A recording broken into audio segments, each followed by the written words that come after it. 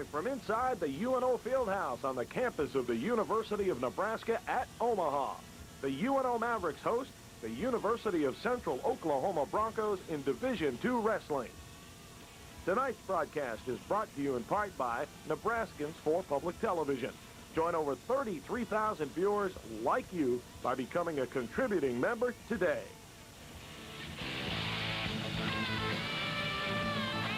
Hi once again, everybody. I'm Torrey Pantelian, and welcome to the UNO Fieldhouse. We've got a barn burner tonight. Numbers 1 against numbers 3. The big thing about this, the Mavericks ranked number 1, Central Oklahoma ranked number 3. Back in January, the Mavericks went down to the Broncos' place and beat them on their mat. So there's a revenge factor, if that's how you want to think about it, for the visiting Broncos tonight.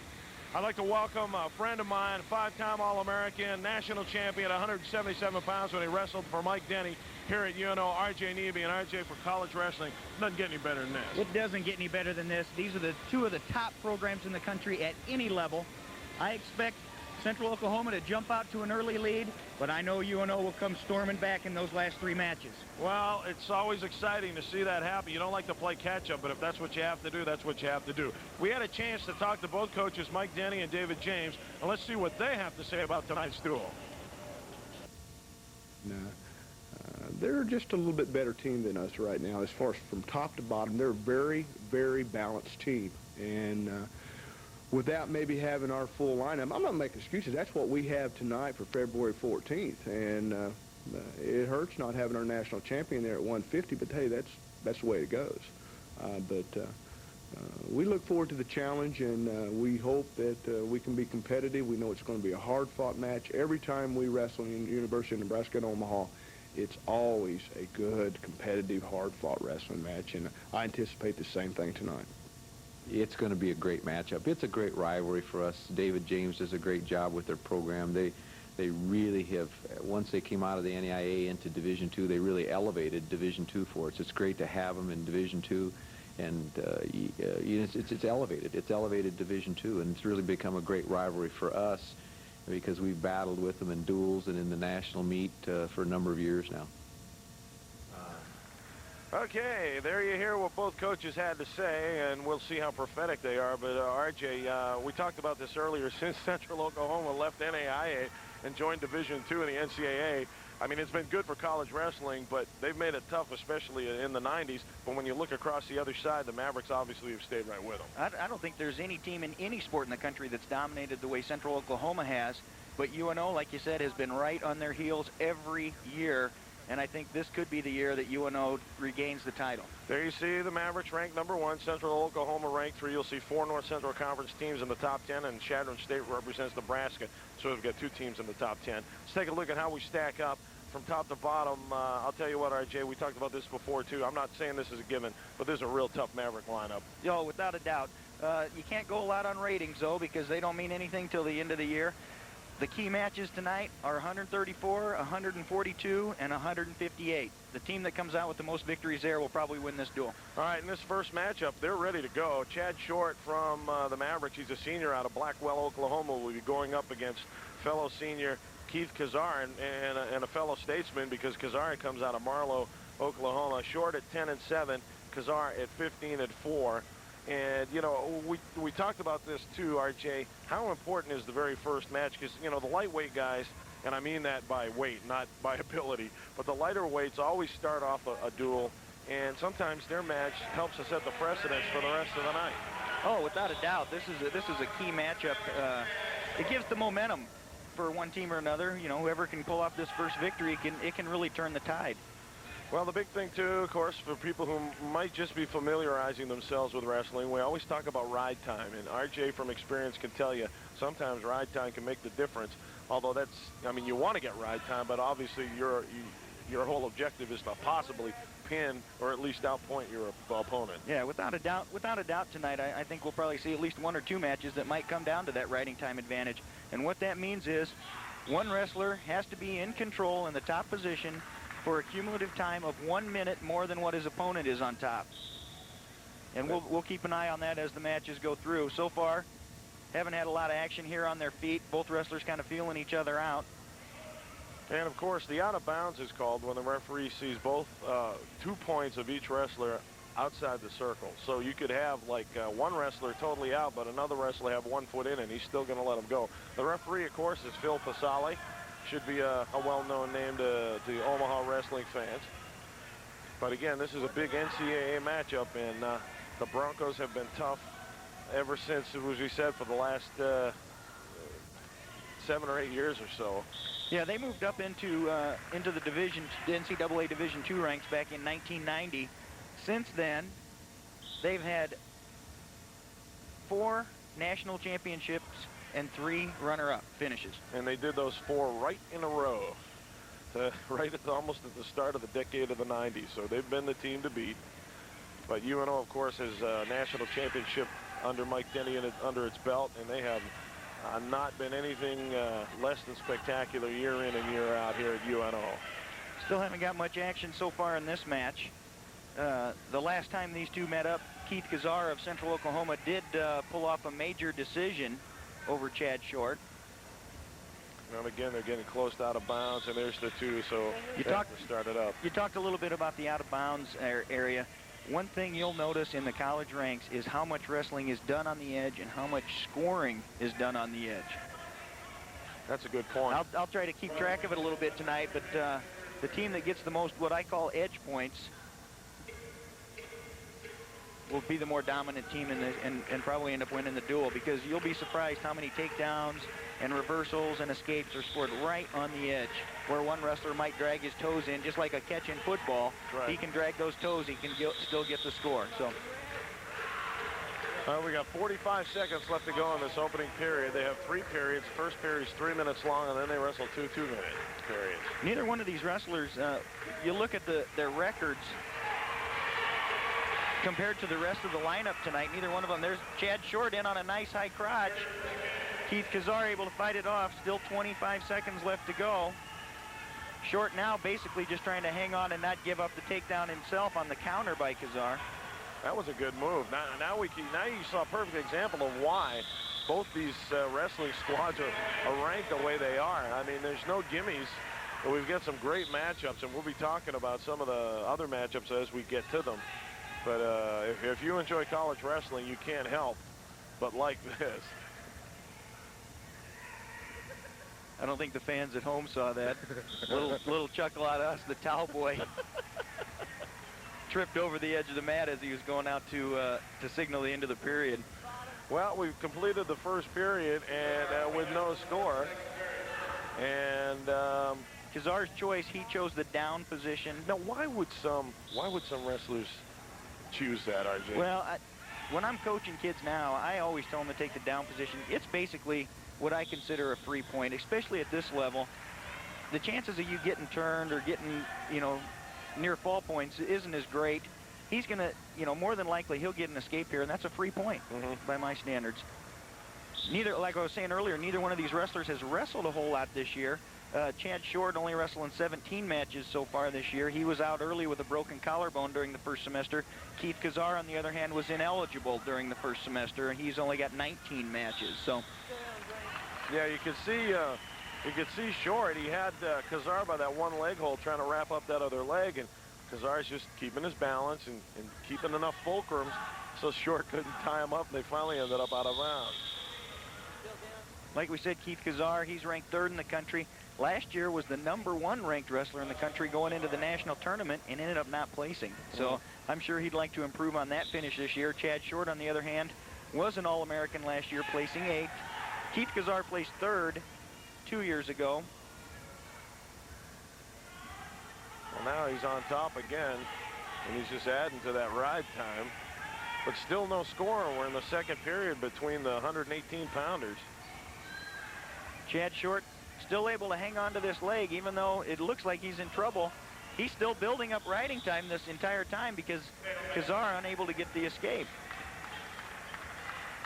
So we'll set it up again in the center of the mat. Coming up at 126 pounds, T.J. Brummels and Brock Moore. Brummels is a freshman out of Norfolk. If he can get him turned around and get control, he'll have that 2-point takedown, but it doesn't look like it's going to happen here. Still no points. There's a reversal awarded by Phil Pasali. Now that riding time still continued to build up until Phil did finally award it. So now it's switched in favor of Kazards. But there Chad Short gets a quick escape. Chad Short has exactly 1 minute of riding time advantage right now. So technically we've got a tied match, but of course that's not the Let's final listen score. in here.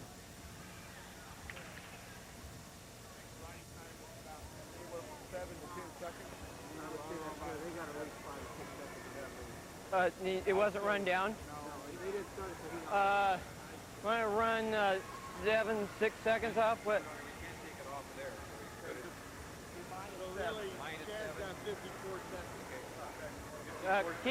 Keep track of it.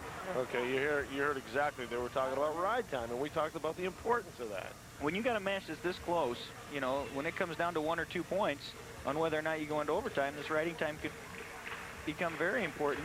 What ended up happening there, apparently there was a malfunction on the clock. It didn't count down when Kazar was in the dominant position.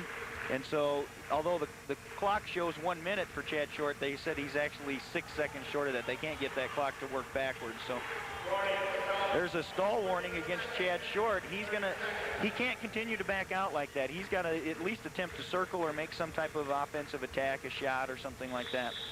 We're down to 21 seconds here in the second period.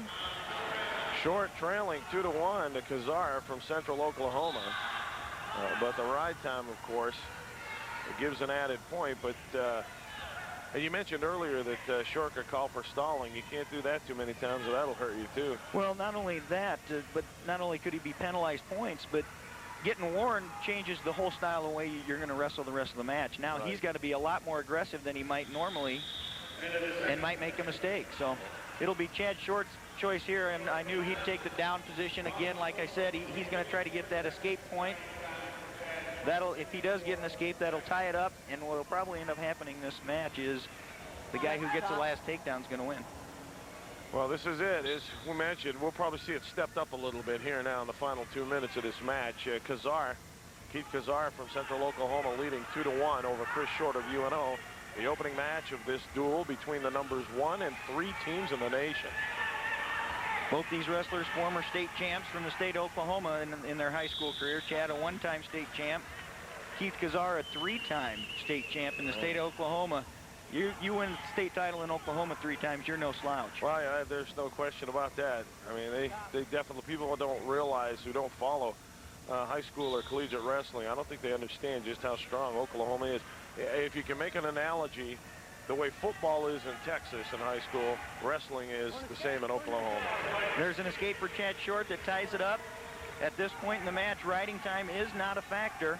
So like I said, it's probably going to come down to who gets the last takedown is going to win this match. Oh, and then Short just made a move for Kazar at the back of Kazar's head and poked Kazar in the eye.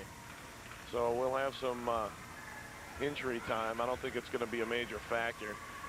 Wrestlers get X amount of wrestling time, and after that, you just got to wrestle or, that's right. In the college ranks, you get them. There's a nice single leg takedown. No, he hasn't scored yet. Referee Phil Pasali still hasn't awarded the points yet. Kazar does have a near side cradle locked on Chad Short. Short, great job to get out of bounds. No points awarded. Phil Pasali didn't feel that Kazar actually had ever gotten the takedown, even though he had the near side cradle locked on. Didn't award the takedown. Again, the case right on the edge. The edge was important there. Chad Short was able to get out of bounds. Well, Coach James didn't like that call at all. Good shot attempt by Short. Again, like I said, he has been warned for stalling. That's also could be a factor here in the third period. He's got to stay on the attack at all times, because he starts getting defensive. Referee Phil Pasali will call him for stalling, and that'll cost him the match. And a lot of times wrestlers, I don't know if they consciously go into that defensive mode. I think they feel sometimes things are slipping away, and it's just a natural reaction. But as you said, that rule's built in for a reason. It's to keep the action going, or else, I mean, you could stall all day long, and one, it doesn't help the sport. Two, it doesn't do anything for the match. Less than half a minute to go in this final period at 118. We're tied at 2. Keith Kazar in on another shot attempt. trying to finish. Chad Short basically just trying to hang on at this point. If he can hold on for another 10 seconds, we'll have an overtime right off the bat in tonight's lineup. Now you see Pasali down there. They roll over, but still nothing. Oh! Is that a reversal? No, he said no. They said time ran out. Time ran out before. We're going to go overtime now. Overtime is 2 minutes of sudden death. First wrestler to score wins. However, Chad Short, his warning for stalling will carry over. So again, if he gets warned, that's a point. Match is over. Match is over. Boy, I mean, he just missed getting that reversal just before the end of the period. And they're still looking at Kazar's eye, by the way. In college wrestling, the wrestler gets a minute and a half of injury time. If he's bleeding, that does not count against his injury time. He does get all the blood time that he needs. Right. I don't think I ever saw you give up blood time. I'm serious. I don't think I ever. Your opponent maybe, but not you. I had to get a few stitches in my day. So there you see Chris Short, and Red, your warning carries over. Here we go. There you go. Phil Pasali just acknowledging to Chad Short that his warning for stalling does carry over into overtime. And this is going to be a big one. They need points. Somebody's got to make, well, again, Chris Short's got to make sure he looks like he's doing something. Good low single shot by Keith Kazar. Boy, this could be trouble. Short now he switches off to a double. Short is in trouble at this point. And referee Phil Pasali does award the takedown to Keith Kazar. So Central Oklahoma will jump out to an early 3-0 lead after an overtime takedown victory by Keith Kazar from Central Oklahoma. Man, I'm not going to say I'm surprised, but I thought when the way that Short was able to fight back and stay even during the regulation time, that maybe even with that stall warning that he'd be able to come out a little bit and get a hold in this overtime. But well, Kazar, he's ranked nationally for a reason, and he got it done. All right, we're going to set this up. 126 pounds. TJ Brummel's a freshman out of Norfolk, taking on Brock Moore, who's a sophomore out of Choctaw, Oklahoma. I'll tell you, we were talking. We got to wait for him to flash his go. We were talking a little bit earlier about how dominant the sport of wrestling is in the state of Oklahoma. Looking through Central Oklahoma's roster, they have 50 wrestlers on the team. 45 of them are from the state of Oklahoma. Man, that's incredible. Coach David James doesn't have to go too far to recruit, I'll tell you that. Okay, 3-0 is what Central Oklahoma has built at this point after this first match, and went into overtime. And I don't know if this is what is going to set precedence for the rest of the night, but I'll tell you what. We told you at the start of this thing this was going to be a biggie and a barn burner, and it certainly started out that way because, I mean, you go into overtime, that tells you something about the ability level and the equality between the two. TJ Brummels, there you see him, 126 pounds, freshman out of Norfolk, Nebraska. He's a Panther. And then, of course, over on the Bronco lineup from Choctaw. I like that, Choctaw, Oklahoma. Brock Moore. You figure somebody out of Choctaw, and I might be stereotyping, he's either going to be a wrestler or in the rodeo. I don't know. Man, what are we looking for here, RJ? Well, Brock Moore is a really long 126-pounder. I wouldn't be surprised if he's what we call a legger. When he gets on top, he'll stick those legs in and just crank on you like there's no tomorrow. So, and Brummels basically is just, you know, just come into the starting lineup this year. He's a redshirt freshman, so he did get some experience last year. He was in high school. He was a two-time runner-up here in Nebraska, had an 88-30 career record in high school. The Mavericks originally this year had a wrestler by the name of Gil Donnelly from Florida.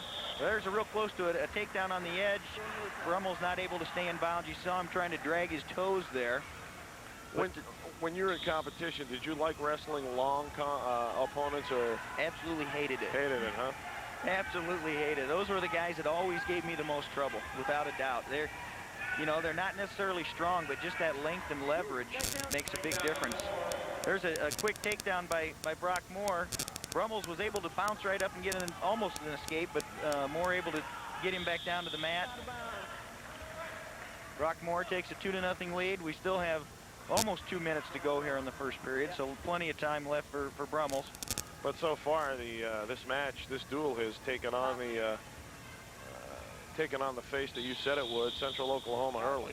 Yeah, this is exactly what I kind of figured. Central Oklahoma would jump out to an early lead, but we get really into the meat of the lineup for the Mavericks is in those last 2 or 3 waits. So I know Coach Denny puts a lot of confidence in those last 3 guys and usually isn't too worried. If as long as it's within reach, when we come down to those last 3 matches, he's confident enough to win.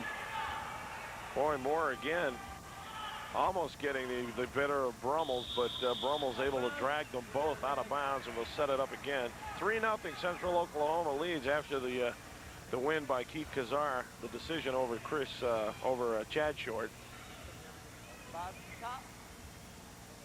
Do you think, though, we're talking about the heavier weights for the Mavericks to get it going, does that put undue extra pressure on those guys?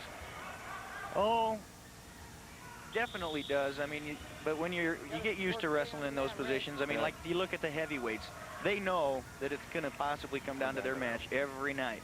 Yeah. I remember when I was in high school, I had a coach that occasionally would see if the other coaches would be willing to switch the lineup up. And see if, and once in a while some of the other schools would do it, and that could play a little bit of strategy. Again, you put your better wrestlers at the end. Fortunately, UNO right now, well, we're going to get close. This is something I know. It doesn't look like he could be in a little bit more trouble than we think here. Yeah, from the angle we're at. Well, he's able to roll out of it. What are they going to give him, 3? 3-point near fall. He held him on his back for at least 5 seconds, but now he's getting a little high. TJ Brummels needs to, what we call, come out the back door here. Out through the back of Brockmore's legs to get a reversal. If he can just get his head out of there, he'll have the reversal. But that gives Moore a 5-0 lead here, and we're still in the first period. There's the reversal right there, 2 points. Makes it 5-2, so that now Brummels is on the scoreboard at least. And you saw there, basically, Brummels let him go. He feels a little bit more confident wrestling on his feet. Although we talked about the length of Brockmore, but I was just going to say, those guys have long legs. It's a big target to shoot at. Yeah. And you see right there, Brummels shoots right in, gets that low single. He still hasn't scored. He needs to finish and get behind Brockmore. You can see him trying to spin him around. He needs to keep him in bounds here. They're going to give him the 2. No points yet. Well, the UNO coaching staff thinks that Brummels has 2 points. Well, they're out. No points. We're going to end the period at 6-2, even though there's 1 second left. They'll tick that off, but I doubt anything's going to happen at this point. That right there was a case of Brummels. I would almost call it inexperience. He was in control of the leg. All he had to do was pull him back to the middle in order to finish that takedown, and he attempted to try to finish on the edge, allowed Brockmore to get out of bounds. Right, and the first period is over. Ride time a factor at this point because we've got more than a minute, and it's in favor of Morton of Central Oklahoma, who does lead 6-2. He picked up that 6 point, as RJ said, with that escape. Now, Coach Mike Denny of UNO, he's calling an official over to the table to again check on the score. Assistant Coach Ron Higdon now talking to Phil Pasale as you get a good look at TJ Brummels. I think he's got to step it up a notch this period. There's no question about it. I mean, he's down by 4 points. That's possibly 5 with the ride time. That's a lot. Well, the biggest mistake he made was getting caught on his back there for the 3-point near fall.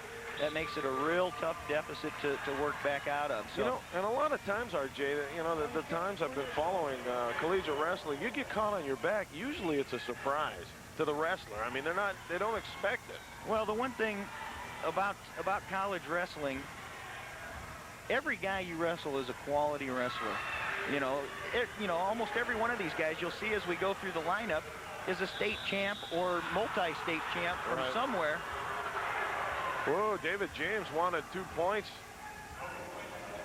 for his wrestler. I'm not sure what he was arguing there. It was a little bit closer to TJ Brummels for UNO getting the 2 points. That's what I thought. I thought maybe you'd get that. No, but you bring up a good point about everybody who wrestled at the collegiate level has been successful at the high school level. So I mean, they should know how to win by this point, and know how to not get beat and know how not to give up the big moves. But now Brummels, as we say that, gives up. Well, he's going to get off of his back, but it almost gave up another near fall there. Man, but got a 2-point takedown, so now it's 9-2. I'll tell you. Or did they give him a 3-point near fall? I don't know. It's 9-2. No, they just gave him the takedown. So Okay. he's got a 9-2 lead. You know, even if UNO loses a match like this, they don't want to lose by more than 8 points. Because of the decision, yeah. That's right. The If they points lose given by on 8 or more decision. points, you got a major decision. If they lose by 15, you got a technical fall, and it's just more team points. So, you know, even in a match like this, they want TJ Brummels to go out there and at least try to keep it close if he can't win the match. Well, right now, we're kind of in a lull. Brummels has been on the bottom for a long time. He's been actually, if you look at it for ride time, he's been on the bottom for over 2 minutes total in this match. Well, like I said, you got a long, lanky wrestler like Brock Moore. These guys are leeches. They're hard to get loose from. Now, possible near fall situation, but TJ Brummels' shoulders are out of bounds outside of the circle. You see the circle right there. They cannot award near fall points if his shoulders are out of bounds. Right. You want injury? Well, we finished the second period, and ride time, major factor here, but more importantly, Moore leads 9-2, but they're looking at Moore. Well, I think he's probably in good hands because I believe his wife, Stacy, is a Central Oklahoma trainer. So either that or she's giving him a pep talk like, you're not hurt. Get out there and wrestle. What's wrong with you? that's what my wife would say. Yeah, don't feel alone. You know, when we're together with the guys, we talk a good game, but basically we're all wimps. There you get a look at Moore. He's got a big lead right now. As RJ said, he's up by 7 at this point. If you add ride time, that's 8. So we're right on the border here. We're going to go in the neutral position here in the third period. Again, Brummels needs to step it up. He needs to score points, even if it's not to win the match, at least to get it close. You know, you don't want him going out there and being so careless that he gives up a fall, though. Right. About 1:45 to go in this match. 9-2 lead for Central Oklahoma's Moore over TJ Brummels of UNO. The next step is at 134, Brauman Creighton and Matt Goodson. Like I was saying, Brummels, he needs to get a takedown here just to save 1 team point. Even though he'd lose, it'll save 1 team point for the Mavericks because he won't give up the major decision if he can score some points here. Right now with riding time, the scoreboard shows 9-2, but with riding time it's 10-2, which is an 8-point major decision. Brummels trying to work the upper body, hoping for maybe a big move. Well, as you said, those tall guys kind of leave an opening down low, but the problem is you've got to be able to, you know, the balance and the fulcrum and all that stuff comes into play, and you got to be able to break that. But at the same time, it is a little bit tougher to throw the tall guy too because you can't get his feet off the mat. Right. Brummels trying to work for a throw here. He's pummeling in and working the upper body positions, but again, this level, it doesn't happen very often. I mean, Brock Moore's a quality wrestler.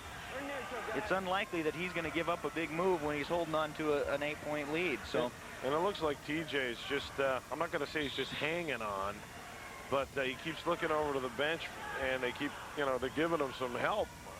However, I said Brummels need to score. Brock Moore was just warned a second ago for stalling. If he gets called again, that'll lose the major decision for Central Oklahoma. Right. Well, you know, I look in the crowd, I see a lot of former and current Maverick athletes. I see football coach Pat Burns had a tremendous season getting the Mavericks into the playoffs. Overall, for the university, this has just been an incredible year. The football team gets in the playoffs. The volleyball team wins the national title. Both basketball teams are having a successful year. The wrestling team's ranked #1 in the country. It couldn't be any better for the Mavericks around. And physically, the campus has had a facelift over the last couple of years. And in fact, the building we're in next year they're going to start renovations on the field house as well, which are long overdue. And you have to, of course, excuse both RJ and I, since we are UNO alums. We're homers, but this is our school, and we've been around the sports programs for a long time, so it's a good thing to see what we're seeing this year right now, especially in the light of all the controversies. But speaking of controversies, we're in a big battle here, and that's it for this match at 126 pounds. And let's see. TJ Brummels falls to The score, Brock Moore. the score actually ended up 10-2 with riding time. So that should be a 4-point major decision for the Broncos. That'll jump them out to an early 7-0 lead on the Mavericks. There we see the near fall in the first period, RJ. That was the move. That was the move that really changed the swing of the match, because Brummel's got in trouble, and Brock Moore never looked back from that point. So now we're coming up to 134 pounds. Like I said earlier, this is one of the matches that's up in the air. Anything could happen here. Brahman Creighton, a sophomore out of Millard North. Sound familiar? Millard North? Yeah, okay, I figured it would. Matt Goodson, a junior out of Yukon, Oklahoma. There you see the team score right there, 7-0, and that's because of the major decision in that last match. Here we go. You got to be tough if you're from Millard North. I know, I've heard all the stories. Hey, I've been up there. That's a rough part of town, I'm telling you. I've watched Fred Petito's football team midweek hit game hard. I've seen you guys wrestle up there when it's just incredible. Millard North, the Mustangs. Like I said earlier, this is one of the big matches of the night. You got the number 5 ranked wrestler against the number 6 ranked wrestler. Matt Goodson, number 5 for Central Oklahoma. Creighton, number 6 for UNO. Both of these guys are returning All-Americans. Both of them in the same weight last year. Goodson was an All-American at 126. He placed 3rd, and then Brahman was 5th at the same weight class last year. These guys have met 3 times before. This is the 4th meeting, and Goodson leads that series 2-1. Every one of their matches has gone into overtime. Is that right? Oh, man. And the thing I was looking at, too, both lineups, it's scary for opponents, but great for fans. There's a lot of returnees coming back on both these squads. That's right. The Mavericks are real young, as well as the Broncos. So, and these two guys will be back again. I mean, they're not done with their college wrestling career. With these two programs, it doesn't matter how many guys you graduate, because there's somebody to step right in the next year and fill right in. And all you got to do is look at their records for the last 15 years. Both of these teams have constantly been in the top of their division.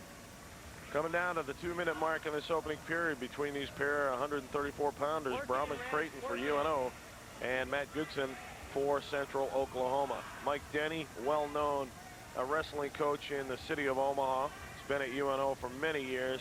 He's produced some great wrestlers. One of them's here with me tonight, RJ Nebe. You can just go down the list. Hildebrand, Rigatuso, Costanza. I mean, there's guys I know I'm forgetting, and I don't mean to do that, but there have been so many of them. You got to get a scorecard. And David James at Central Oklahoma, no question. That guy knows what he's doing. There's Creighton with his first move of this match by either wrestler, but they're out of bounds. No points scored. Again, the edge has really played a key role in tonight's matchup in every match so far. Brahman Creighton thought he should have got 2 points there, but I agree with the call there by Phil Pasali. They were both out of bounds. Phil Pasali it gets tough when you're out there. I've done this. I've been in the same position he's in a few times, reffing the alma mater, and you actually end up almost being slighted the other way, because you don't want people to think you're given an advantage to your home school. So, man, I thought Brahman maybe, because he stepped it up just a few moments ago, might come back just as aggressively, but things have slowed down again. We're less than a minute to go in this opening period. No score in this particular matchup, but Central Oklahoma leads in team points 7-0 here. Although it seems a little slow here, it's very intense if you're out there. No doubt.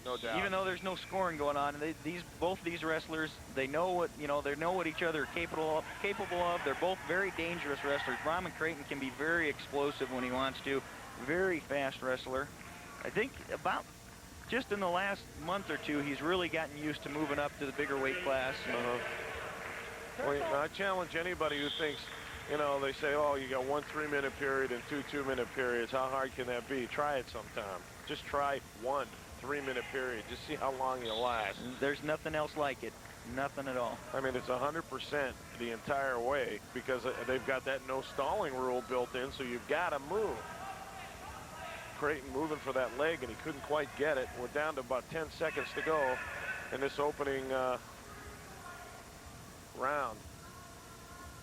Again, like I said, this is one of the key matchups of the night. 2 of the top-ranked wrestlers meeting a little early to say this, but you never know. This type of a match could decide the national title, because the winner of this match, it's going to make a big difference on where you get seeded when you go to the national tournament. This matchup tonight is very critical for both teams when it comes to seeding at the national tournament. You want to talk about game faces? You just saw a pair for UNO. I mean, UNO has always had a class wrestling program, but intensity has always been there. Look at Creighton doing a good job keeping his opponent, trying to keep his opponent within the circle, but then Goodson's able to pull himself out of there. Goodson, he chose the down position here in the second period. Brahman Creighton will have his choice in the third. Goodson was a transfer from Garden City Junior College in Kansas. Only spent a semester there before transferring, getting back into his home state of Oklahoma. Both of these wrestlers were high school state champions. Brahman Creighton here in Nebraska, Goodson down in Oklahoma. Goodson last year placed third in the NCAA Division II, lost only to Lee Schickel from Pittsburgh Johnstown, the eventual champion. Well, they've always had good wrestling too at Pittsburgh Johnstown. Especially the last couple years. In fact, last year they are the defending national champs. Right. They edged out Central Oklahoma last year to end Central Oklahoma's streak of 4 straight titles. Well, I mean, then we've got a stoppage of action here. It was a stalemate position. Apparently, the official thought that neither wrestler. Stay in that on top now. Here we go. Neither wrestler could improve his position, so he calls a stalemate, give him a fresh start back in the middle. Minute 30 to go here in the second period. I think that's the second caution on Brahman Creighton for a false start. You're warned twice. You get 2 cautions. If he does it again, it's a point. Okay, explain for those who might not know, what constitutes a false start. Anytime you jump before the referee blows the whistle, just like track and field. If you jump before the opening gun, it's a false start. You can also get a caution for your starting position. If you're out of position, if you're not in the legal position, they can also caution you for that. At this level, again, doesn't happen very often that a guy's in the wrong illegal position. They've been around long enough to know what's legal and what isn't. So usually the cautions at this level come from a false start. A guy just trying to get an edge, a jump on the whistle, and Goodson gets up to his feet. Nice lift by Brahman Creighton to bring him back down to the mat. So Goodson gets the point for an escape. I think James wanted more than that. Well, he thought that Brahman Creighton locked hands. There's a good look at Coach James. He thought Phil Pasali did start to signal locking hands, but then waved it off, and that's a good call by an official. I hate to see sometimes when an official will make a wrong call and he's too afraid to wave it off, you know, where he'll make the wrong call and just let it stand rather than wave it off, which you can do in wrestling. He can wave the call off and say, you know, no, I was wrong. I made the call too quick. Well, Goodson leads now 1-0 on that escape, and ride time does not count at this point because we have less than a minute ride time. We're in the second period. We're under a minute, and Goodson leading Creighton 1-0 here in this 134-pound matchup between the UNO Mavericks and Central Oklahoma Broncos. The Mavericks #1 in the nation, the Broncos ranked 3rd. Clock stopped with 38 seconds to go in this period, and they'll set it up again. Well, like I said a little bit earlier, these guys have met 3 times before, all 3 of those going into overtime. It wouldn't surprise me to see another one. Why break tradition? They might as well go into overtime. Nice shot attempt by Brahman Creighton. Goodson has been doing a real nice job of fighting off Brahman's leg attacks. Well, you figure they've wrestled each other 3 times. There's nothing like familiarity with your opponent. And there's another lockup.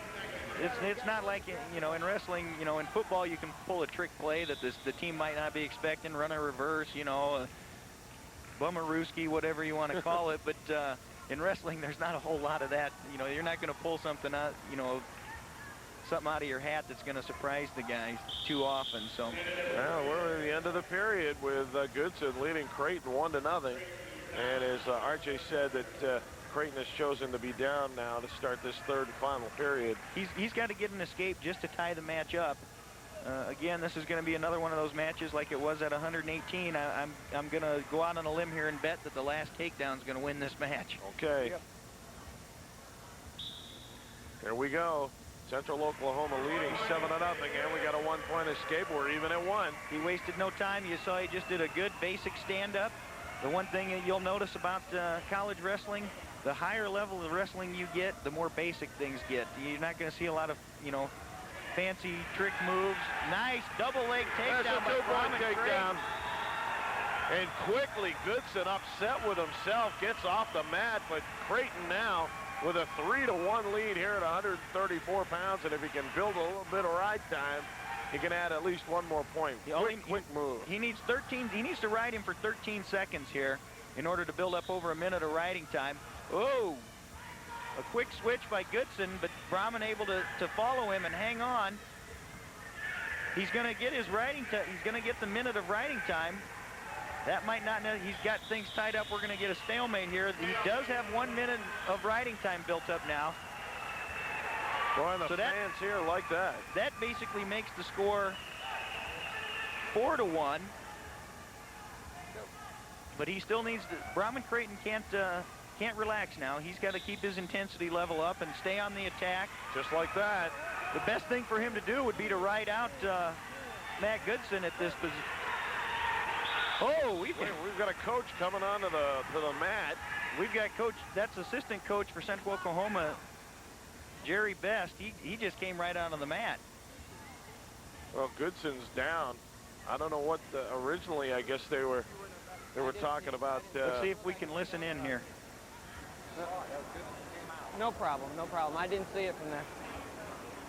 I was looking at him right in that angle. He must have hit his head or something. Brahman was on the ankle for about 10 seconds. That's why I called him. I was looking at the ankle rather than him being unconscious. I was watching his ankle. Now that's Phil Pasali talking to assistant Maverick coach Ron Higdon. Apparently, what Phil said there was that Matt Goodson was unconscious for a second there. He must have came down hard on his head. I don't know. Yeah, if we can get another look at it, but I didn't see anything happen there. And Phil said, referee Phil Pasali said he was watching Brahman riding the ankle, so wasn't paying attention to the fact that Goodson was hurt, and that's why assistant coach Jerry Best from Central Oklahoma ran out onto the mat. You don't see that very often during the middle of a match. Apparently he felt the referee didn't see what was going on. He wanted to get out there and stop. You know, not only so there was no scoring to be done, but just for the protection of his athlete. There you hear Phil Pasali 45 right now, letting the coach know how much injury time Goodson's used up. Both trainers are out there. Tom Freddy from UNO working right. He's down right on the mat with Goodson. You're right, from this angle, RJ, I saw him go down, but almost immediately 1 minute. Coach Best came out and he was like, hey, what's going on here? If Goodson's used 1 minute of his injury time coming out, I didn't see it. At this point, Phil Pasali actually thanking assistant coach Jerry Best for coming out. Jerry Best was no slouch himself. He was a 3-time national champ for the Broncos from 92 through 96. In high school, 4-time state champ, 127-0. That's it, guys. We're out of injury time now. If he can't continue at this point immediately, we're going to have a forfeit by Matt Goodson. He's sitting up. Let's see what he's going to do. A lot of times, though, as you well know, and you've been in this position, you force yourself to continue. That's it. He's got to go right now. Got to go right now. You hear Phil Pasali mention. You can't call timeout again. He's out of injury time. He can't even call timeout again. If he does, the match is over, and we have a forfeit, which would be a huge swing in favor of the Mavericks. That's just like a pin. There you see Goodson trying to get that escape. Creighton won't let him go. Creighton, right before the injury timeout, was warned for stalling. So he's got to stay on the attack too. He just can't ride Goodson. Goodson, for being unconscious, had a lot of activity right there at the right back in the action. Brahman Creighton, a minute 22 of riding time, a minute left to go, a minute 4 left to go here in the third period. He leads 3-1 in score. There's a caution, and there's 1 point. That's the third one, so that does give Goodson a second point. That could be a critical mistake by Brahman Creighton. Critical mistake. Yeah. Looks like, glancing over at the UNO sideline, they're telling him they want Brahman Creighton to cut Goodson loose and go on his feet. Yep. Brahman, I think, wants to try and ride him out. A lot of action here at 134 pounds. We're down to less than a minute now. Brahman Creighton got the legs in. No points. They go out of bounds. We're going to get a fresh start back at the middle, and that's what Goodson, I'm sure, wanted in order to get those legs out. Red, you've been warned for stalling on there. Yeah, you've been warned for stalling. Phil Casale letting Creighton know about that stalling. All right, here we go. I don't think hardly anybody knew that he warned him, because it happened right during that injury time is when he warned him. Brahman Creighton, you saw, started using what they call the international or freestyle start, where you don't have to actually get down on your opponent. You can just start with your hands in the middle of his back. Usually you'll see a wrestler use that when he's going to cut a guy loose, but Brahman elected to pounce back down onto Goodson. Optional start, bottom. Here we go. You see that if he's going to use that start, he has to let the referee know. There he cut him loose. Now the score shows 3-3, but Brahman Creighton has 1 point of riding time. Low single attempt by Goodson. But boy, Creighton's really got to be careful at this point. Mainly just because of that stall warning. Right. He cannot give up another stalling call. That would tie the match up with the riding time, and we'll have overtime. Which is nothing new, as you mentioned, for these guys. Go get her. Coming down to 15 seconds in this match. Oops, they almost got Phil Casale on his back. Now they're both out of bounds. We've got 11 seconds to go. Red, you must work. We're tied at 3, but with the ride time, Creighton leads it 4-3. 5 seconds There's to go. a warning against Brahman Creighton. Stalling call. 1 point for Goodson. We're going to overtime. Holy cow. Red, it's tied. You were hit for stalling. Let's go. He's back clear out of there. Boy, Casale explaining to the Maverick coaching staff why he called it. But, you know, I don't see a whole lot of argument from the UNO sideline, so they agreed with the call. Boy, Goodson has come back. I mean, this is just incredible. This is what it's all about. Well, the thing about it is, although Goodson was behind, Brahman Creighton has given him 2 of his 4 points with penalty calls. That's right. So what do you think's going through Creighton's head right now, RJ? Well, I hope that's going through his head that I need to score some points. I mean, obviously, in this situation, you can't let those 2 penalty points affect you mentally. At the same time, he can't stall. That's right. You know, we saw earlier that those stall warnings and penalties do carry over into the overtime. Goodson, on the other hand, hasn't been warned. What he wants to do is just keep pressing the action and possibly get a stalling call.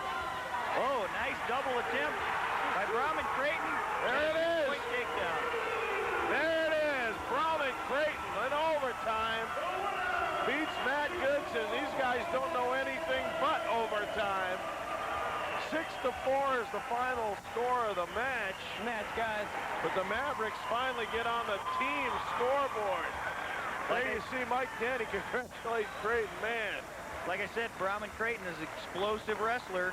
When he wants to turn it on, he can score a lot of points. He can't be giving up those penalty points and let guys take him into overtime. He let that guy take him into overtime. Guys, we're going. That cuts the team score to 7-3, and already we are in 142 pounds. It's Ryan Brattle for Central Oklahoma against Boyce Voorhees. Voorhees, a freshman out of Sturgis. What a story this kid is. He is just a tremendous athlete. Very successful wrestler. Started out this year just on fire and ran up a string of 14 straight wins. Had a little trouble lately. He's lost 5 straight. So I know he'd like to get things turned around tonight, but it's not going to be easy against Ryan Brattle, the number 7 ranked wrestler, a senior, returning All-American, who also beat one of those 5 losses of Voorhees's was against Brattle just back in January and down at the national duels. Brattle won by a takedown in overtime. We might have another overtime match tonight. Well, you know, they weren't sure who they might have against Voorhees at this weight class. And Boyce's response was, well, I don't care who, I've got to beat whoever I wrestle. And you can't get, and you know this, RJ, you can't get ready for a particular wrestler, because when you do that, then you set yourself up. So Voorhees' attitude is, I just got to do my best. And Boyce Voorhees, just like I said, very talented athlete, very tough to score on, very, very tough on his feet. He's in on a good leg attack here. Verrattle basically just trying to hang on, again trying to get out of bounds over there on using the edge. Yeah, what a struggle. Well, Voorhees, if he keeps, no, he's got him up, well, he had him up off the floor. He's got to turn him over now. But Verrattle with that leg lock, the crowd just imploring Voorhees on. And there's finally a stalemate called by the official. No points awarded. The crowd unhappy with the call. I tend to agree with it. Voorhees never was able to actually break free of Verrattle's lock and get full control. So I agree with that call. Boy, I tell you what, assistant athletic director Bill Dannenauer was up on his feet on that one. And the crowd didn't enjoy that call much either. I'll tell you what, I'm really impressed with the crowd here tonight. They're excited about this matchup. Let's go center, guys. Both teams are obviously very excited about the matchup. And I'll tell you, the local media has done a good job this week to basically promo this matchup. It's done an excellent, excellent job. You know, UNO went down to Edmond, Oklahoma last month and upset Central Oklahoma. You got to call it an upset when Central Oklahoma was the number one ranked team at the time. Not to mention the fact that they had won 53 straight home matches, and UNO put an end to that with a 25-16 victory. So I'm sure, like you said earlier, there'd be a little bit of revenge factor. Now, I know a lot of coaches don't coach revenge, but as an individual athlete, you got to be thinking about that, especially if you lost your match. Get aggressive. Without a doubt. And again, like I was talking earlier, these matches are very critical for seeding when it comes down to the national tournament, because most of these guys we're going to see are all going to see each other again at the national tournament. And what you do here in this duel might decide whether or not, you know, you might be the second seed or the third seed. It makes a big difference when it comes to the national tournament. We're done with the first period. The Mavericks trail team points 7-3 to Central Oklahoma, but there's no score in this match at 142 pounds between the Mavericks, Boyce Voorhees, and the Broncos' Ryan Verrattle. You know, a lot of people might not realize this, although those who do follow college wrestling, it really is a closed community, because as you say, a lot of the guys you see during the regular season or the dual season or in any of the opens, you're going to see in national. Or neutral. That's right. These two teams have seen each other at least 2 open tournaments that I know of earlier in the year. Then they saw each other at the national duels down in Edmond last month, and this will be the 4th time they've seen each other. And Verrattle, by the way, got a 1 point for an escape, so he leads at 1-0. Verrattle, again, like I said, he's a senior, a little bit more experienced, although Voorhees, a redshirt freshman, actually in his 3rd year here at UNO. His first year he came here, got a hardship ruling.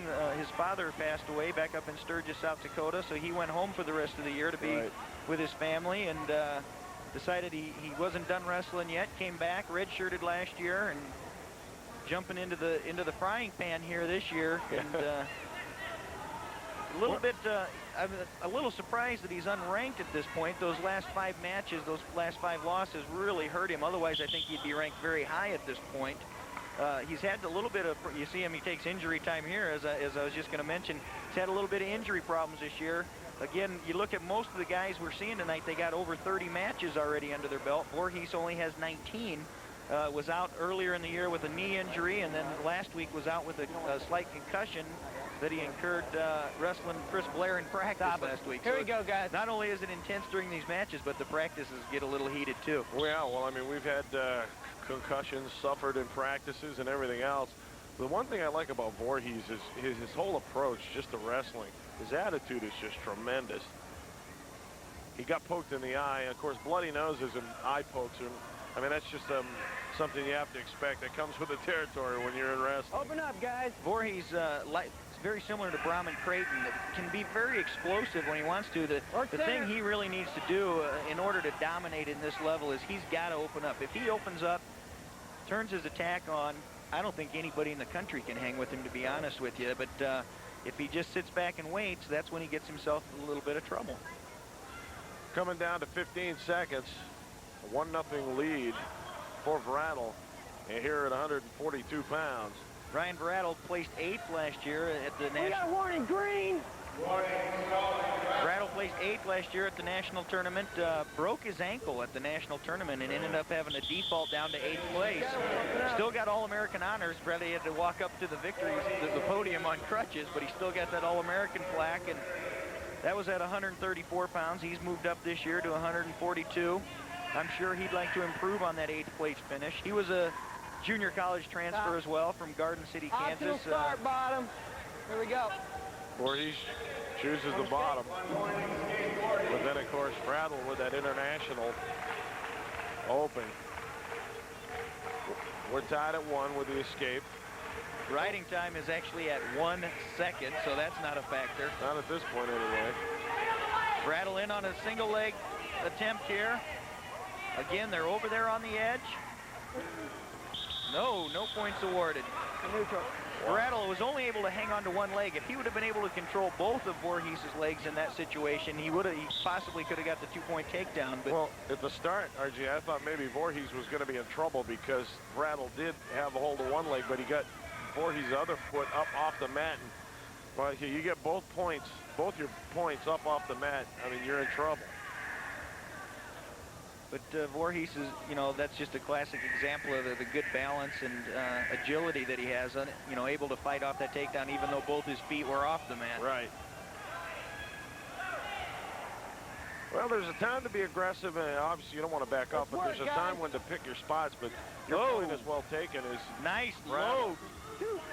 There's the 2 points for Verrattle. Low double leg takedown by Verrattle. Voorhees wincing there. It looks like either a knee or an ankle. Well, that gives Verrattle a 3-1 lead, as you can see right in front of us here. That right knee is the one that they're attending I'll to. check on time. What's he use? I'm not sure if they're attending to his ankle or his knee. Looks like the ankle. His right knee is the one that was hurt earlier in the year, so I'm sure there's a shot of Ron Higdon and Coach Denny there in the background. I'm sure they don't want to see Voorhees go down with an injury at this point in the season. I mean, we're only talking a couple weeks left before the conference tournament and then on to the national tournament. 45? When he went down, too, immediately. As soon as the whistle blew, you could tell he was in pain. Verrattle was able to, that was a nice low double leg attack by Verrattle. He was able to get the takedown. Voorhees getting up, limping, walking it off a little bit. I think he's ready to go. Used about a minute of his injury time. He's trailing 3-1 now. So he'll start off the bottom again. He should probably get that 1-point escape. We'll see how it works. Well, no, not this time. There's a caution against Verrattle. That's his first one. Well, Verrattle decided to do the traditional start, whereas before he just let Voorhees up. I think he's gonna try to build up a little bit of riding time at this point. 56 seconds left. He'd be real happy if he could ride Voorhees out here. Voorhees up in a stand-up, trying to break the grip of Verrattle, unable to do it before Verrattle lifts him and brings him back down. Oh, nice turnaround. Nice escape. Nice escape by Voorhees. Green, you have been once. You got to work. So did he get the point for that? Coach Mike Denny calling the official over to the table. I don't think the clock stopped when they went out of bounds. It should be 39. They're going to add 5 more seconds on to this period. All right. They're going to hold the clock for 5 seconds before they start it. Verrattle leads 3-2, by the way, in this 142-pound match, but Central Oklahoma leads the team scoring 7-3. Now we're under half a minute to go in this period. Boyce Voorhees really on the attack. Verrattle ends up getting in on a single leg attempt, unable to finish. Voorhees trying a little cutback counter move there. Voorhees can't.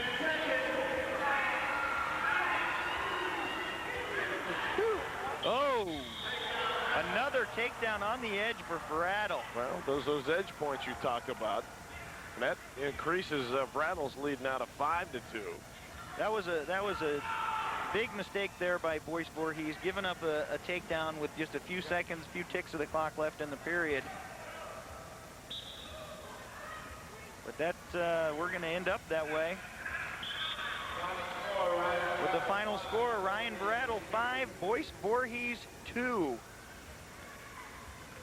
That again was one of the matches that that I said could be a toss-up and could be critical in this final final matchup. So far, out of my three toss-up matches, we've split. So 158 will be critical, as now we're moving into 150. Okay, here we get a look at that, RJ. That final takedown. Oh, that was the one where Voorhees did hurt the ankle. That basically was the takedown that won the match, though, right there. Okay, now we're ready for 150 pounds. Chris Blair out of Omaha Gross for the Mavericks. Jody Marple, a freshman from Altus, Oklahoma. We've got a couple of wrestlers similar in symmetry here, as they continue to grapple on the far side of the match as we're getting to the heavier weight classes. We're still neutral, guys.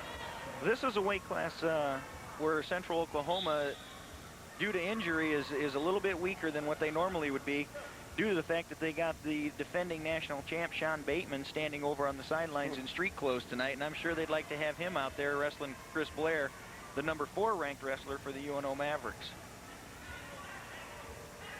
The Broncos lead at team scoring 10-3. The Mavericks came into this, as we've been hearing all week long, number 1 in the nation. Central Oklahoma is 3rd. And of course, back in January 25th, we've talked about it already, but the Mavericks went down to Central Oklahoma and came out of there with a win. And that's what changed the national standings around. That's right. Came out of there, stole the number 1 ranking right out of their backyard. But again, both of these teams, without a doubt, the most successful teams in the country in Division II wrestling. UNO's had 16 straight top 10 finishes. They've been in the top 10 out of the last 16 years. But you look over on the other side of the mat, Central Oklahoma has 13 straight top 2 finishes. That's incredible. That's incredible. And as we mentioned, they had 4 straight number 1 finishes early in the 90s. Coach David James for Central Oklahoma in his 15th year. He also was a University of Central Oklahoma wrestler back in 76 through 80. He was their first 4-time All-American, placing 3rd, 2nd, and winning the NAIA title twice. I mean, and obviously his success has carried over into the coaching realm as well. Right. You know, a lot of people, you know, obviously that they seem to gauge collegiate wrestling, and I'm talking about the casual fan or the fan that doesn't know much about it. They hear Dan Gable, Dan Gable, Dan Gable, and he's deserved everything he's earned. But when you look at Mike Denny and David James and what you just told us about David James, I mean, it tells you there's people in this sport that really know what they're doing and are very successful. I mean, you hate to, you know, say somebody else is the Dan Gable of the Division II ranks, but I would say David James is pretty close to those standards have to be at this point in his career. Speaking of Dan Gable, it's a possibility that this might be his last year at the University of Iowa. He's got some health problems, just had hip replacement surgery. He's not even 50 years old yet, and just those years of constant beatings on the mat that he was doling out. Not that he ever took any beatings on the mat, but could be an end of an era over there. And I'll tell you, that will be a critical change in college wrestling if he's not around, because he is so dominant. His teams are so dominant in the wrestling world, and a lot of, you know, you got to credit almost all of that to him. You know, he's got a lot of great assistants working underneath him, and there's a lot of his former assistants are head coaches now across the country, trying to duplicate his system, but, you know, nobody able to match him at this point. Incredible story, Dan Gable. Coming down to 15 seconds in this period, and there's no score. We're at 150 pounds. Chris Blair and Jody Marple. Blair for UNO is a sophomore. Marple is a freshman. So again, we've got another situation where we've got kids that are going to be coming back. Chris Blair out of Omaha Gross High School, a very dominant wrestling program over there at Omaha Gross. They've won 4 straight state titles. Chris Blair, when he was wrestling in high school, started them off with back-to-back state titles. 2 titles for himself and 2 titles for his team. since then, they've gone on to win 2 more state titles and are in the hunt to get another one this year. Well, Blair out of Omaha Gross, the Cougars, due to enrollment, had to move down to Class B a few years ago. But for a long time, were stalwarts in the Metro at Class A. Chris Blair is basically probably one of the hardest working wrestlers on the UNO team, without a doubt. And then that's where his success comes from. He's not the most flashy wrestler in the world, but just plain a hard worker and a tough, hard-nosed kid. Well, for some guys, that's all it takes sometimes. They don't need, like you said, the flash and the cash. They just go at it straight ahead. You talk, too, about the better the wrestlers, too, the more basic they are. Well, Chris Blair is we've seen a lot of the Central Oklahoma guys tonight using low single leg and low double leg attacks, and that's really kind of predominant for guys coming out of the Oklahoma area. And Chris Blair also uses that same type of attack. Nice little dump attempt by Chris Blair, unable to score. Go center, guys. 1-0. Marple leads. He got that point with that escape a few moments ago. We got about a minute and 10 seconds left to go in this period. I know this was a match that the Mavericks kind of expected to win. The last time these two met up, Blair did win by major decision over Marple. Well, that wouldn't be bad to happen right now, but the way that things are going, he's going to have to move some to get that major decision. Well, like I was talking earlier, you know, the momentum can go back and forth very easily. The last match with Verrattle winning with that takedown towards the end of the match could have swung the momentum back over and fired up some of these Broncos, especially Jody Marple having to come out here wrestling against a guy that basically handled him the last time they wrestled. And right now, Marple leads 1-0. And we're almost at the end of the second period already. So I know they expect a lot of good things out of Jody Marple, though. He was a transfer. He went to Oklahoma University before transferring over to Central Oklahoma. He, again, another one of these wrestlers came an Oklahoma native. Again, both of these guys, Chris Blair, a 2-time state champ in high school, and Jody Marple, a state champion in Oklahoma. Jody Marple, like I said, Chris Blair good on his feet. Jody Marple also very good on his feet. 20 seconds to go in this period, and Marple with that 1-0 lead. I wouldn't say experience really means a whole lot in this match. Marple, a redshirt freshman, so he's been around 2 years, but Chris Blair is a sophomore, but he's a true sophomore. He hasn't had a chance to redshirt. They were talking a little bit about redshirting him last year, and they pulled him out because they needed him in the lineup. They were talking about redshirting him this year, and they pulled him out again because of an injury to Shane Allison, a senior. They thought they'd have in the lineup this year and give Chris Blair a chance to redshirt and get a little bit more experience under his belt.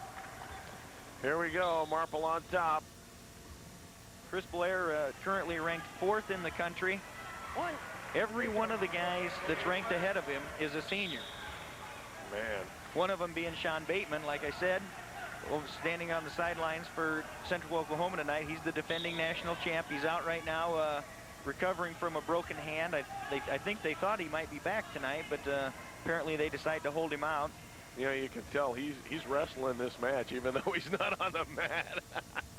We're tied at 1, by the way. Well, even though he's over there coaching Jody Marple, I know one thing he's doing right now is he's scouting Chris Blair. Yeah. Because he knows he's going to see him in about 3 weeks at the national tournament. So he's going to try to, you know, scout him, figure out a few of the things that Chris Blair likes to do, see if he can pick up on a weakness at one point or another.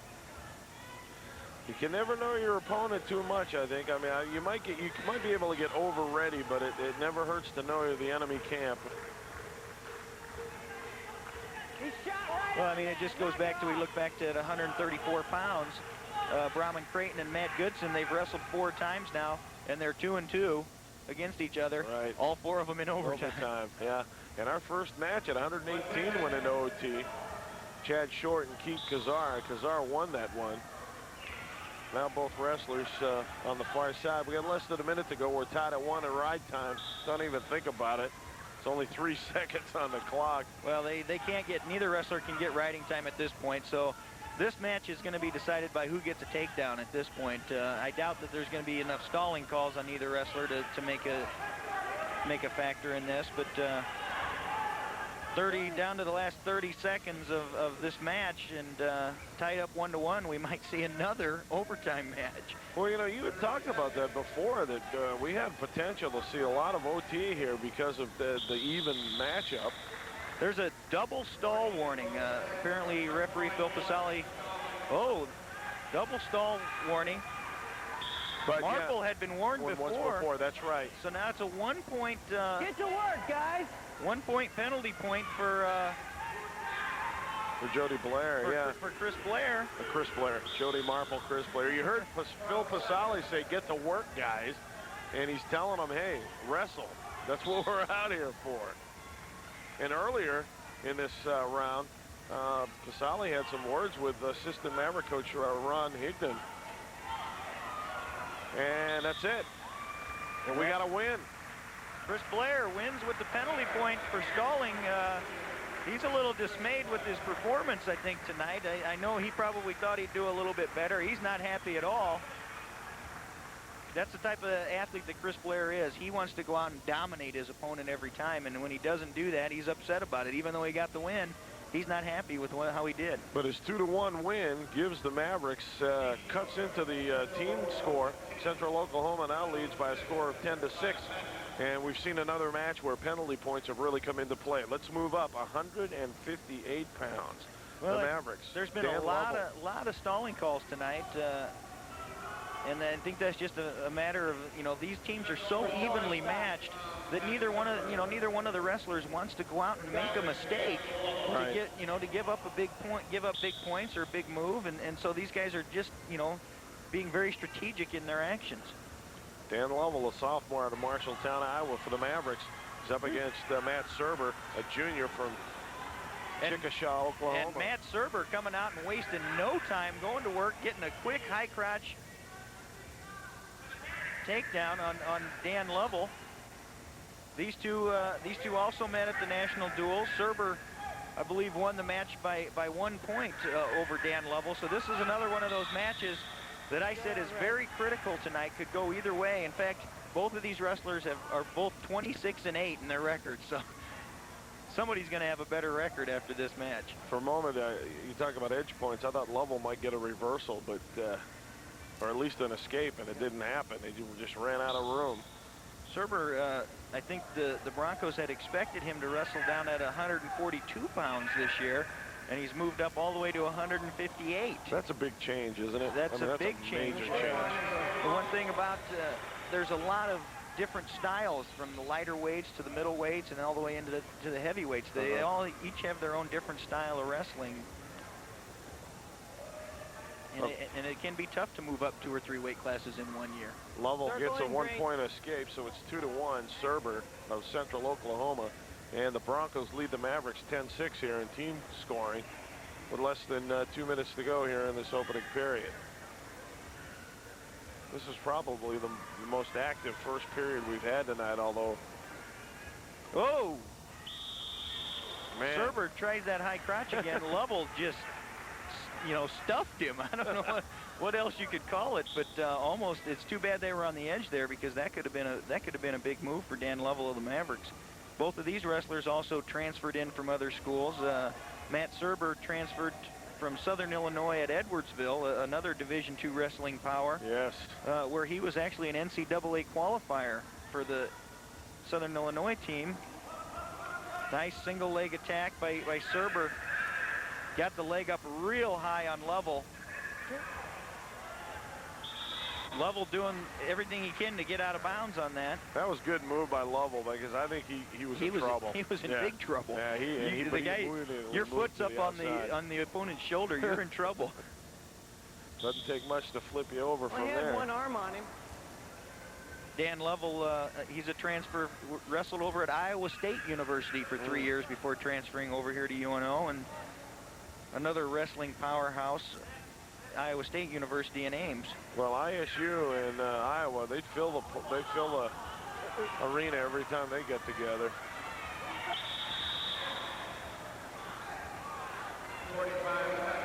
Again, a lot of action over there on the edge. No points scored.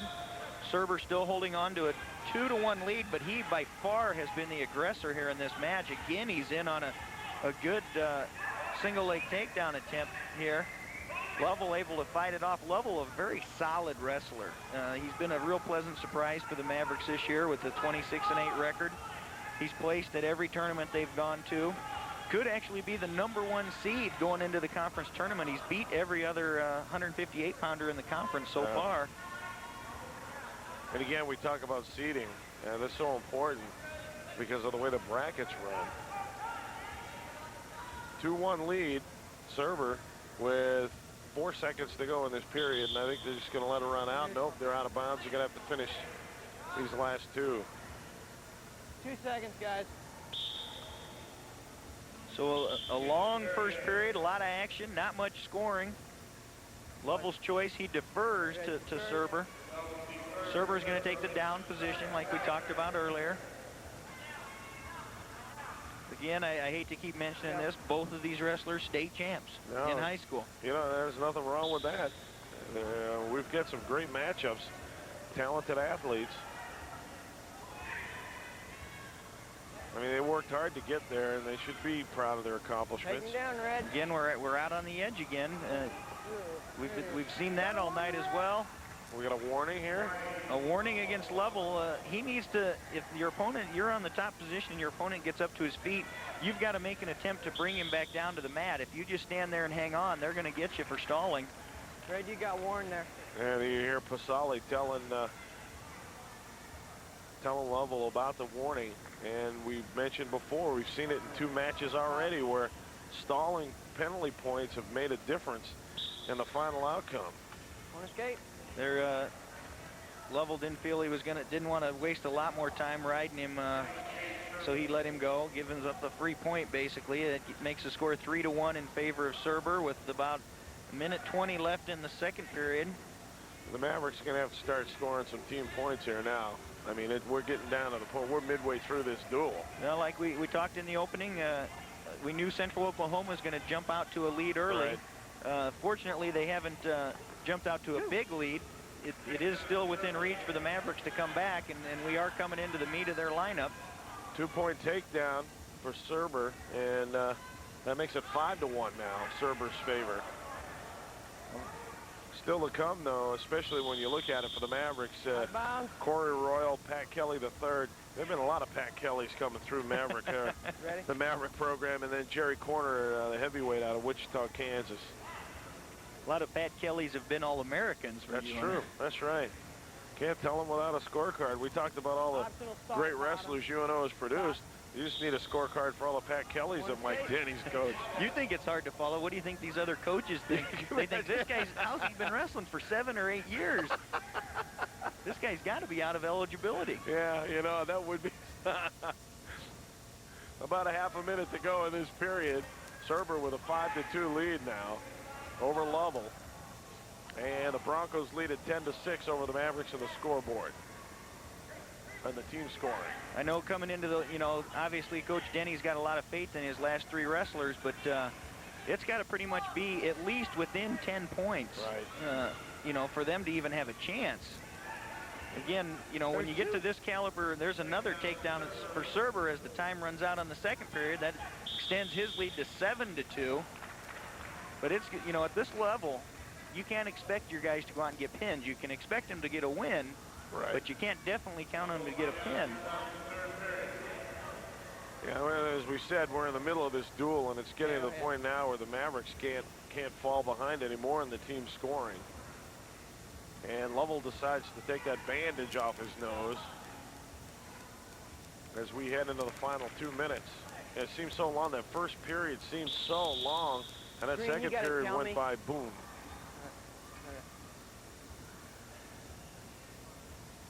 Good crowd on hand tonight to see these 2 great teams match up.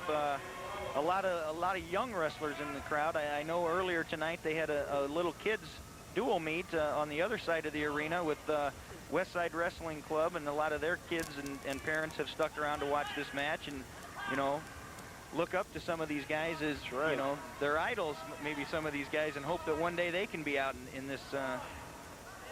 You know, a lot of people would think, you know, why with a big duel like this would you sponsor or allow a youth meet in the same building, that's great marketing strategy, Roy. I mean, you're right. The kids stuck around, and this is a big college duel, as we talked about. And kids are going to stick around and watch this. Parents are going to see this. And that's how programs like both of these stay successful year after year. That's right, and it's good for those kids to come out here and watch this. There's nothing better than to watch some of the best wrestlers in the country go at it in order to learn some things and pick some things up. I see a whole wrestling team from the KWAA wrestling squad up there in uniform. They got a big tournament coming up, I know, March 2nd and 3rd out at Millard West that they wanted me to get a plug for. And well, you did it. That's a good job, Coach. I'll send them a bill. Millard West, that could be a story in itself. Brand new high school, and they're not wasting any time trying to put together an athletic program. It's a real nice school. They've got real nice facilities, make it attractive for the kids that want to go to school there as well. Boy, you know you're getting old. I came to town. There was one Millard High School when I got went here. to school. There was one Millard High School. That really makes me feel old. People ask me, well, which Millard did you go to? The Millard. Yeah. 44 seconds to go in the period. 7-3 lead for Serber over at Dan Lovell of UNO. Lovell taking a shot there almost looked a little bit out of desperation with only 30 seconds left here to go in the match. Riding time's not a factor here. Serber holding on to a 7-3 lead. Again, like we said, Central Oklahoma kind of expected to jump out to an early lead here. I don't know if Coach Denny I'm sure he wasn't thinking it was going to be this big of a lead. But unless something drastic changes here, Serber's going to hold on to the victory. He gets another takedown to extend his lead to 9-3. He'll still end up with just 1 point. 1 point escape for Lovell. And there's 1 tick left on the clock. Nothing will probably happen in that. Serber's going to hold on to a 9-4 lead. Another 3-point team victory for the Broncos. They extend their lead now to 13-6 over the Mavericks. Match, guys. Match. Coming into the 100, we're in the second half of the lineup now at 167 pounds. This is the first 2-point takedown in this match here, RJ. Like I said, Serber wasted no time coming out right away and taking Lovell down right. I mean, that was like in the first 10-15 seconds of the match, and he never looked back. Okay, we're moving up to 167 pounds. John Colling out of Belfort, South Dakota, sophomore, will be taking on Mark Cunningham, the senior from Tulsa.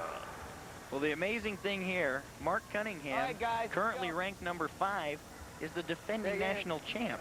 And you found that amazing before we even came on the air. You're asking Ronnie Higdon, how's he ranked 5th? Who's ahead of him?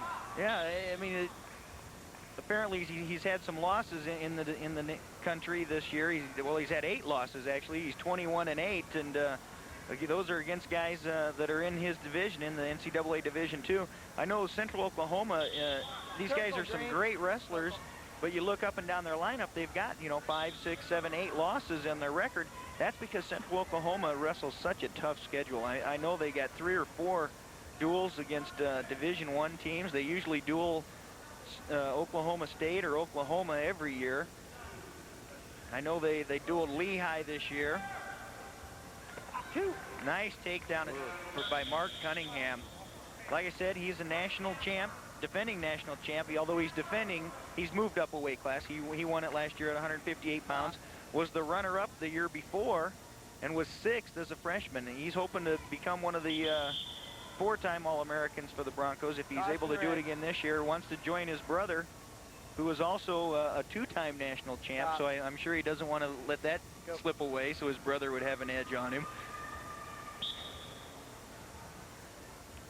But well, you talked about the Broncos schedule. Oklahoma, Central Missouri State Open, UNO Open, Oklahoma Open. They were out in the Las Vegas Invitational. Central Missouri State. We got some blood here on bottom. And you heard Phil Pasali say that they're going to have to take a break because the Mavericks' John Colling is bleeding. Well, this is not a surprise to me. John Colling is a kid. He is just what I call a banger. I mean, he goes out there and leads a lot with his face. And every year, it never fails. By the end of the year, he's got a big scab on the top of his nose because he's in there banging that head around in there. And this happens a lot. It doesn't, like we said earlier, it doesn't cut into his injury time. It's blood. They'll just try to do the best they can to get it stopped. There's the takedown, the early takedown by Cunningham, just a basic double leg takedown. And that gives him that 2-0 lead. We've got time stopped with 2:02 here in the opening period. And you can see on the bridge of the nose, if you get a chance to look, now he's got his back to us, but Colling, as RJ said, the bridge of his nose, and it looks like it's been open more than once. So Cunningham, obviously you got to give him the edge tonight on experience. He's the senior, 3-time All-American. Yep. Johnny Colling, he's a redshirt sophomore. He actually started for the Mavericks 2 years ago at 177 pounds because he couldn't beat out Ralph Kizzy, former national champ for UNO. I can't imagine why. Yeah. So he moved up and wrestled 177 for the Mavericks, and then redshirted last year, and then got in the lineup at 167 pounds this year. He's an academic All-American for the Mavericks. Well, Colling gets a 1-point escape, so now it's 2-1. And we're coming down to about a minute and a half to go in this opening period.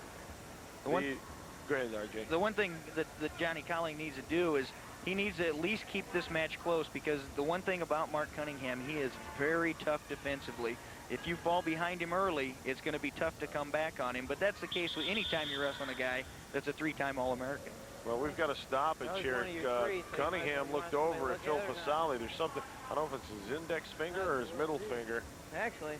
Actually, we're switching the blood here now. Oh, okay, maybe he cut himself. Looks like that won't take any injury time off him. He's just got his finger torn there, and they're gonna tape it up real quick. We hope that you enjoyed this live broadcast of Division II Wrestling, and we'd like to know what you think of this program. You can tell us by calling the number on your screen, 554-2516, or send email to unoTV@unomaha.edu. Please be sure to check out our website at http://www.tv.unomaha.edu. You can tell I'm not real familiar with computer speak. That's a good one. But 554-2516, you can tell us exactly what you think of the program. And I'll tell you, this has been a good one. I mean, if you're a Maverick fan, obviously you're a little nervous at this point because you're waiting for UNO to kind of start putting some points on the board. They trail on the team score 13-6. And it looks like Cunningham's ready to go. He kind of tore a nail, and we're ready to go again. Like I said, though, you know, the Maverick fans might be a little bit worried, but this isn't a surprise. You know, Central Oklahoma is a little bit tougher in the lower weights. UNO probably expected that. Well, I know this was exactly the same thing that happened last month down in Edmond. Central Oklahoma jumped out early, but UNO had some big wins in those last 3 matches, 2 of them by pin, in order to pull off that upset down in Edmond. And now what do we have? 2-1 score. I'm not sure what David James is upset about, but he kind of was pleading to Phil Fasali. There you see the time remaining in this period. 2-1 lead for Cunningham over Colling. Right time not a factor. Last time these two met up in Edmond, Mark Cunningham won over Colling by about 5 points, I believe. So a win here by Colling would be very big for the Mavericks. 20 seconds to go in the period. Now there was a case where John Colling just got a little too aggressive and rushed into Cunningham, and Cunningham saw him coming and dropped down on a single leg. No points scored. We got 12 seconds left here in the period. I think Colling got a little lucky on that move. You could see it coming. He just rushed and sidestepped by Cunningham, and it was almost all over. Well, we talked a little bit earlier about the edge points, and right now, by my calculations, Central Oklahoma has a 5-0 lead on the edge points. So, and like I said, that's why they're leading the duel. They've won the battle of the edge. You know, it just amazes me. I've been watching Mike Denny for years. Here we go. And, I mean, he never takes his jacket off. He's always standing there with that one hand on his face. But I know he's intense because I've seen some of your practices, but he just looks so calm and collected. Get on him. You really want to see how intense he is. Put the judo gis on. Oh, I know. Where he's a third-degree black belt, and it gets intense when you do that. He's not so mild-mannered once you do that. He defends his title very well when it comes to putting on the judo gis. Well, I think Coach Denny's shown he's an all-around athlete. He played football. He was with the old Omaha Mustangs, a semi-pro team, and like you said, he is a third-degree black belt, and he teaches judo at UNO. 3-1, by the way. Cunningham got a point for an escape. Cunningham was warned there for stalling. Johnny Colling being a little bit more of the aggressor, taking a lot more leg attacks than Cunningham, but there now, as I say that, Cunningham gets a great double leg takedown. Very impressive. That's the case, you know, we talked a little earlier about some of these wrestlers being so explosive that, you know, they can turn it on and turn it off. It just makes you wonder, why don't they just leave it on? 5-1 lead for Cunningham now, and again, Collings going over to the sideline. I guess he's bleeding again. Well, and you see it there, the little gash on his nose. Unfortunately, it's in a spot where they can't really tape it to cover it up, and so basically all they can do is try to put something on it to get it to stop. You see him working on Colling. But I'll tell you, Cunningham, that was a great takedown. And we'll see it here. We're going to see a replay of it here. Nice double leg, great position, comes in, gets his legs underneath him, lifts, and finishes for the 2-point takedown. I mean, that's Colling, textbook right there. Yeah, Colling was just totally out of, I mean, he had no control of the situation. He was at Cunningham's mercy, and you saw him, I mean, he just flipped him over, and Colling's in the air, hits the mat, 2 points, Cunningham. We stand at 5-1 with 1:17 to go in the period, and the Broncos leading the Mavericks 13-6 on the scoreboard. Still to come for the Mavericks, Corey Royal, Pat Kelly III, and Jerry Corner.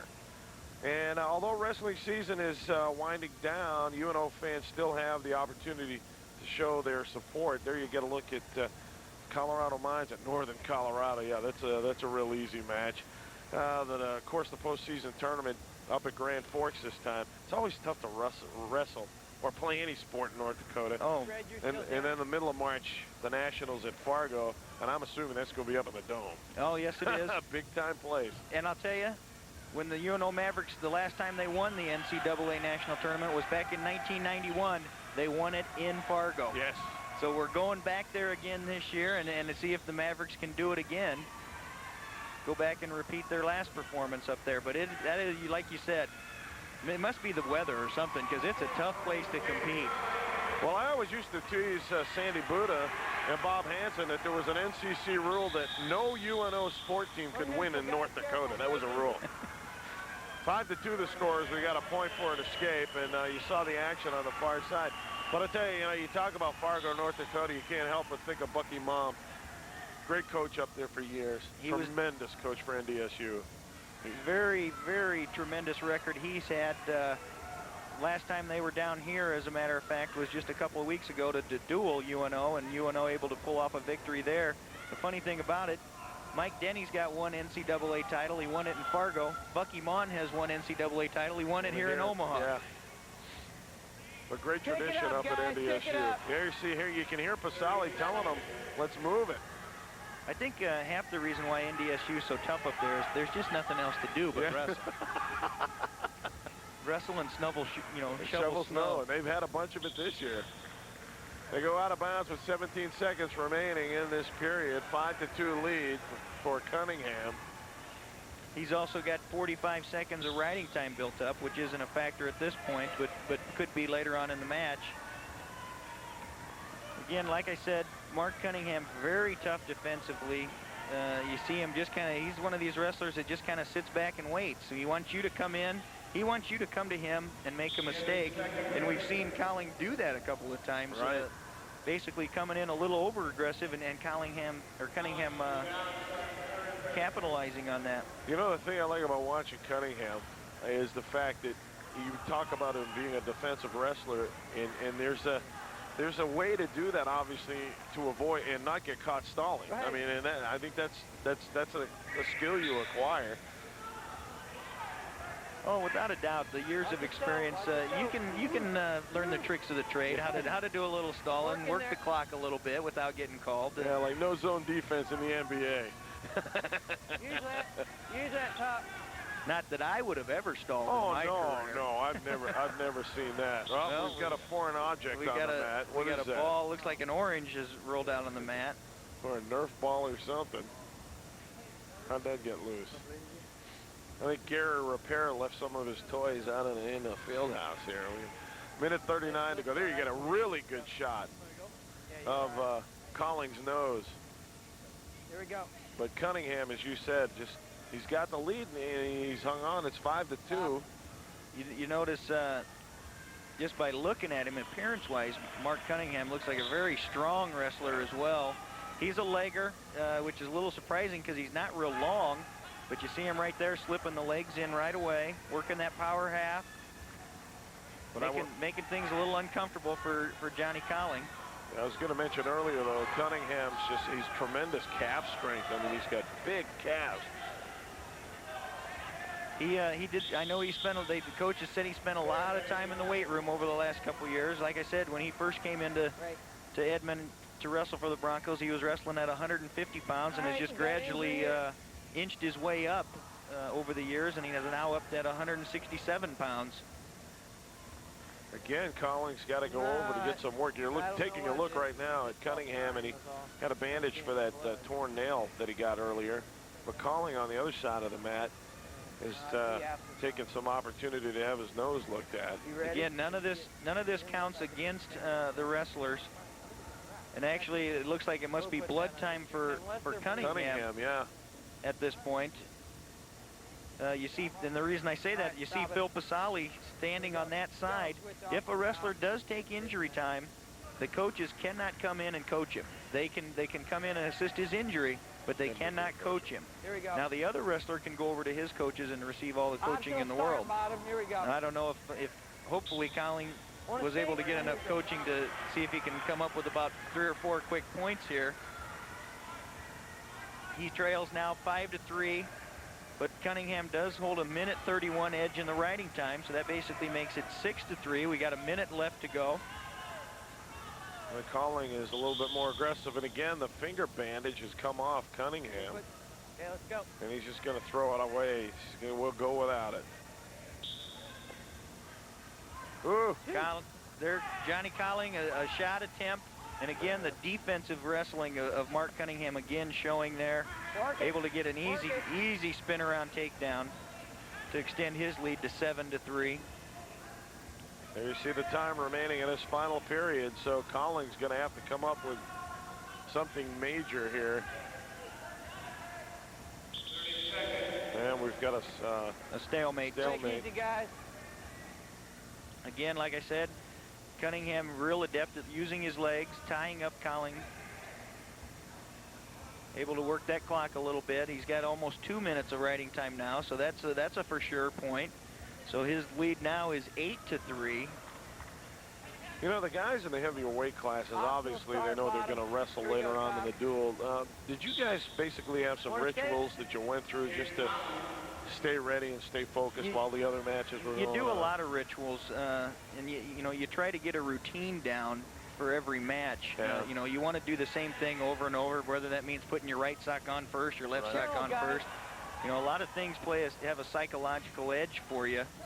In the duels, it's not too bad. You don't have too long to wait. I'll tell you when it gets really tough is when you're in a big tournament and you got to sit around for hours and hours on end waiting to wrestle.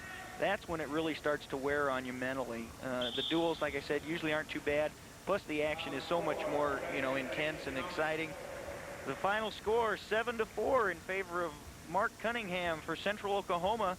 Another 3-point victory for the Broncos that extends their lead to 16-6. Exactly what I said. They had to keep it within 10 for UNO. Here's the third period takedown. That's a third period takedown right there. That was a quick move too by Cunningham. Very quick. Like I said, he's very tough defensively. Now we're coming into the meat of the lineup for the Mavericks. The crowd knows it. The wrestlers for the Mavericks know it. They're trying to pump up their wrestler, Corey Royal, at 177 pounds. The Mavericks trail by 10 coming into these last 3 matches. What that means is somebody out of these 3 matches has to have a big win. Right. They can't just have 3 wins. They'll lose, they'll lose by a point. So somebody needs a big win here. Royal, a senior out of Ferndale, Michigan, taking on Brian Edwards, who's a junior out of Coweta, Oklahoma. He's one of these transfers. He transferred over from Oklahoma State, wrestled for 2 years there. He was ineligible first semester, so he hasn't seen a lot of action. You see his record's only 8-8. Took a year off. He's actually 23 years old. Man. And he's out here as a junior wrestling for the Broncos. The last time these two met up, we should talk quick because Corey Royal pinned him in the first period, and that's Corey Royal's style. He is a pinner, so I'm sure the Mavericks would like to see him do that again here tonight. Well, that would help tremendously, at least on the team score side, too. Stay in there, Green. Central Oklahoma, I noticed in their entire roster, has a lot of wrestlers from Oklahoma State. 3 years ago, the NCAA slapped the death penalty on Oklahoma State wrestling, right. And a lot of those wrestlers went around to other programs in the country, and a bunch of them went over to Edmond, to Central Oklahoma. Corey Royal picks up that 2-point takedown, so he has that 2-0 lead over Edwards here in the first period. There's a caution by Edwards. Again, like we said, the Mavericks need, not only do they need to win all 3 of these matches, but at least one of them has to be by at least a major decision for them to even get a tie. Corey Royal, the senior from Ferndale, Michigan, he's a transfer also. Wrestled 1 year at Muskegon Junior College, where he was 4th in the National Junior College Tournament. Wrestled 1 year for Iowa Central. His freshman year, he was the National Junior College champion. So he knows how to win as well.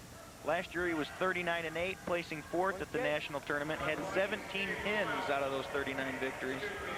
1-point escape for Edwards. Makes it 2-1 now, Corey Royal. Corey out of Ferndale, Michigan, a suburb of Detroit, and a tough neighborhood in Detroit. Didn't know if he'd even ever consider going to college, and now he's probably going to end up getting his degree here in the next year or 2 and earn some All-American honors along the way.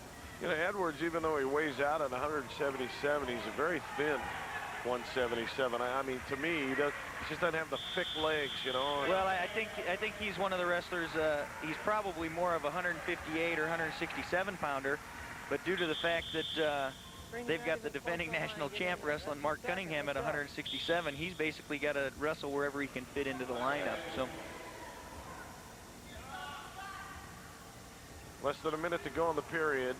Royal leads it 2-1, but the Mavericks trail by 10 on the team score, 16-6. Both of these wrestlers, their coaches just love their athletic ability more than anything. Not necessarily their wrestling talents, but just overall athletic ability. These guys are both very talented athletes. Corey Royal was an all-state football player and 2-time state champion in track as well. Has even given some consideration to going out for the football team here next year, because he will have 1 year of eligibility to play football next year. He'd only have 1 year. He can't wrestle anymore, so he might as well play a little bit of football. And nice takedown by Corey Royal. So now it's 4-1. Yeah, he worked hard for that, but you could see that Edwards was going to be in trouble because he got up. You could see it in his face as soon as he got both points off the mat. You saw Corey Royal had his hands locked around the back of Edwards. The Central Oklahoma coaches wanted a locking hands call, but official Phil Pasali felt that it was an imminent near fall situation. I just saw an imminent. The second he turned the other way, I said. Here you can hear Pasali explaining to David James. Corey Royal gets the choice. He's going to be up or down. So Edwards will be down, starting the second period. Corey Royal just 6 seconds away from getting a point for ride time. 4-1 already. Royal leads over Brian Edwards here at 177 pounds. The Mavericks need some team points, and Royal right away starting again with that aggressive attack. Well, the one thing, a lot of Corey Royal's pins usually come out of a throw. So if he's going to pin him, I'd be willing to say that's probably where we're going to see it come from, is from their feet, actually.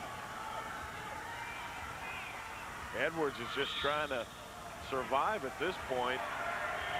The Maverick coaches know that they need at least a major decision somewhere out of these next couple matches, and if they could get it here at 177, that takes a little bit of the heat off the wrestlers at 190 in heavyweight. So they'd like to get it here to loosen the things up a little bit. I know they don't want to see it come down to the heavyweight match if they don't have to. Royal's not going to give him that point escape. Nice move. He grabs Edwards' leg, wouldn't let him go, and tried to He's spin got him the around. cradle locked on now. He's going to set him back for near fall. The crowd's going crazy. It's a little tough to get a pin out of a cradle situation like this, but he's got at least a 3-point near fall. They And haven't called it yet, but he's got control. He's got him in trouble. He's loosening it up. He's really got him in trouble at this point. Edwards doing everything he can just not to give up the pin, and he is able to get his head out. Man, 3-point near fall. He got it. Makes it 7-1, and with ride time makes it 8-1. So he's a point away from an 8-point lead in decision. But then he gives a 1-point escape. Oh, that's only a lot of times you'll see wrestlers do that just so they can lock them up again and add on to their score. Well, like I said, Corey Royal, he's a real thrower. He wants to come up here and be on his feet and try to get a throw to get a pin. He did have the near fall situation there, but a cradle, it's a little tough to pin a guy because you can't get that one shoulder, that inside shoulder down. So Corey Royal wants to get out here and possibly get some type of a throw to put Edwards on his back. Stalemate. We'll go back to the middle. But I'll tell you, if I'm Brian Edwards, I got to be thinking, boy, I've stirred up a hornet's nest here. Corey Royal, he's the currently ranked 6th in the country, but I know the Maverick coaches feel he just as very easily could be #1 in the country, so they expect big things out of him. You know, you bring up a good, interesting point there. Is there that much difference between, like, the top 5 wrestlers in a weight class across the nation? There you go. Not usually. I mean, usually you're talking those top 6 guys are really neck. Occasionally you'll have 1 or 2 guys that really dominates the weight class over a couple, a span of years. You talked earlier about Carlton Hasselrig, the heavyweight from Pittsburgh, Johnstown back in the late 80s. That was a case of a wrestler that just dominated his weight class for 3 straight years. Nobody was able to touch him. And so occasionally, sure, you're going to get the guys that dominate their class, but for the most part, when you get to this level, everybody's tough. 5 seconds to go, and we've got a stall against Edwards, and that's the end of the period. Nice double leg attempt by Corey Royal as time ran out. Unable to score on that. He's holding on to an 8-2 lead, plus a 2-minute riding time advantage. It's his choice. He's going to take the down position. So he's up by 6 at this point. Plus the point for riding time if he can get out within a minute. The crowd wants more. They know that the Mavericks need a big win, so they're rooting Royal on to score more points. So he just methodically works his way up, and he's got a 1-point escape. And that gives him a 7-point lead now. He's in the upper body position. Edwards has been called a few times for stalling. He's got to stay in the middle. Crowd doesn't like that call. Phil Pasali says they're out. Man, they're letting Phil know about it. This is a tough crowd tonight. Yeah, I know. Well, you made a good point too earlier. I mean, Phil, coming from the UNO wrestling program, and you said you were in the same situation. It's tough to be officiating any match, but a duel like this on the floor where you used to wrestle. I mean, you got to be real careful, and I can understand that. And the crowd obviously recognizes Phil Pasali, but at the same time, he's wearing zebra stripes, so that makes him the bad guy right away. Minute 33 to go. Phil always does a real good job, though. Phil and I both refereed together at the NCAA National Tournament a few years ago, and Phil's got a lot of experience in both the high school and the college ranks of wrestling, and always does a real good job. There's Brian Edwards is in on a single leg attempt on Royal this time. Royal holds on to it with the escape, has a 9-2 lead. He's up by 7. With riding time, he's up by 8, so he can't give up any points here either. But now he's countering that leg attack and gets the 2-point takedown. Yep. 11-2 with less than a minute to go. Injury time called by Brian Edwards. Corey Royal looked like he was gonna cut him loose there anyhow. Corey cleared. We're still going down. He was going to cut him loose there. He wants to get back up on his feet. And like I said, Corey Royal being a thrower, he wants to get in that upper body position and see if he can get a big move to end it. He called time for it cleared. 11-2. Royal with the lead. 51 seconds to go in the period. The Mavericks trail on the team score 16-6. But they are on the verge right now of cutting into that. Well, this is a match where I know Coach Denny was definitely expecting a win and was hoping for a big win in order to get the momentum back over to their side. Optional start. In order to hang on to that #1 ranking, the Mavericks need to win this duel. No kidding. Well, he gave up that 1-point escape, and I guess he can afford to do that at this point as long as he doesn't make any mistakes and let Edwards get back into this. Edwards again shoots in on a single on Royal. Royal's got great balance though, and really what I call good hips. I mean, even though Edwards is in deep as he is, Royal's really not in any trouble at this point. I mean, he's comfortable in that situation because he knows he can get out of it if he gets in too much trouble. They went out of bounds there. Put a shoe again. Yeah, you look at put a double knot in that. started in the first period actually, as you hear Phil Pasali telling Brian Edwards, double knot that shoe, okay? Tie it this time and double knot it. Well, that's one thing about Phil when he's official. He doesn't pull many punches either. But you can tell ever since the middle of the first period, Royal has just had that confident look in his face. And it's been nothing but go, go, go. Last 10 seconds. It's got him in trouble. It's got him down now. 4 seconds. Boy, they sure could use a pin here. 1 second. That's the period. Is he going to give it to him? We're going to have a controversy here because Phil Pasali saying a pin. Phil saying the pin. Coach David James arguing that time was out.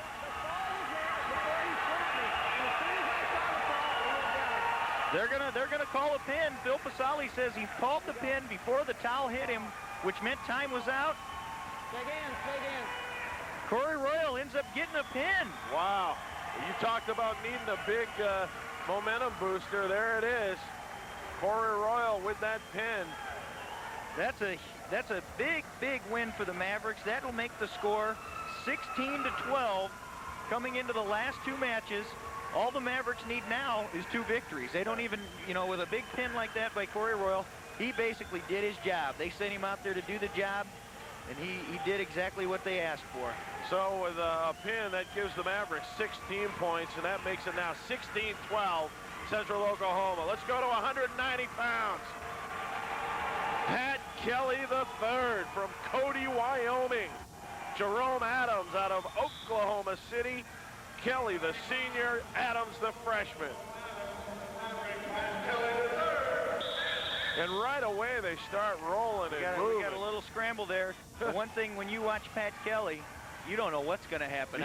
You can't coach him. He's impossible to coach because he does things that nobody else could do. So you just kind of send him out there and say, well, okay, let's see what happens 7 minutes from now. I mean, if he stays within the rules and he's successful, he's one of those athletes, as you said, for his particular sport, you just let him do what he does. It must work because he's a 2-time All-American on his way to his 3rd All-American honors, and currently ranked #2 in the country. Has spent some time this year as the #1 ranked wrestler, but lost to Ryan Walters from North Dakota State in the duel down here a couple weeks ago. Boy, to lose that #1 ranking. Walters Stay in there, was a national champ 2 years ago at 190 pounds when Pat Kelly was 4th. He's got that leg, but they're over on the edge. He's able to keep them in. Let's see what's happening here. There's a 2-point takedown. So the Mavericks. Now the Mavericks making a run here. Mavericks starting to get some edge points back. It's about time that they start scoring on the edge a little bit as well. We haven't even gone a minute yet in this opening Optional period. start, bottom. Here And we go. it's if the entire match goes at this intensity, they're gonna have to carry a lot of people out on stretchers. 2-1. Pat Kelly III leading over Jerome Adams, I should say. We talked a little bit about Corey Royal being a pinner. Pat Kelly a pinner as well. There's a takedown by Adams for Central Oklahoma. So 3-1 now.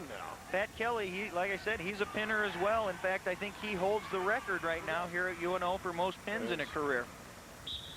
Correct myself, I said 3-1, it's 3-2. 2-point reversal. I mean, I can't really, there's no name for that. It's just Pat Kelly. So now it's 4-3, Kelly leading with just over a minute and a half to go in this first period. Well, I don't know who's on graphics, but I hope they can keep up with the score changes. I think we're going to have a lot in this match. Pat Kelly, another one of these long, lanky wrestlers, likes to use his legs a lot. You see him tying up the legs there of Oscar Adams. They list him in the press guide as Jerome, but I think everybody calls him Oscar. Yeah. Sounds tougher. It does. Oscar Adams. But I'll tell you right now, Kelly building up some ride time. About less than half a minute before you can get a point for it. But more importantly, he's showing control over Adams at this point. Well, this is another one of the matches the Mavericks expected to win. Pat Kelly, the senior, with a 25-3 record, one of the best records on the Maverick team this year. And Oscar Adams, he's a freshman, redshirt freshman. He's only 17 wins against 20 losses. He's one of the few wrestlers in tonight's lineup with a losing record. So that says a lot for both of these squads. Right, but I bet you if you looked at his individual opponents, some of those losses came against obviously some real top-flight competition, and it'll only help them down the road. So. Well, there's no doubt that neither one of these teams ducks the tough competition. Yeah. And the reason that you want to go out and wrestle the toughest competition you can come up against is because that just gets you more prepared for the national tournament. Because when you get in the national tournament, it's tough from top to bottom. Oh, we've got an injury timeout. And they're going to give him a 2-point takedown, though, I believe. That was what we call an eminent situation, where it was eminent that Pat Kelly was going to get the 2-point takedown.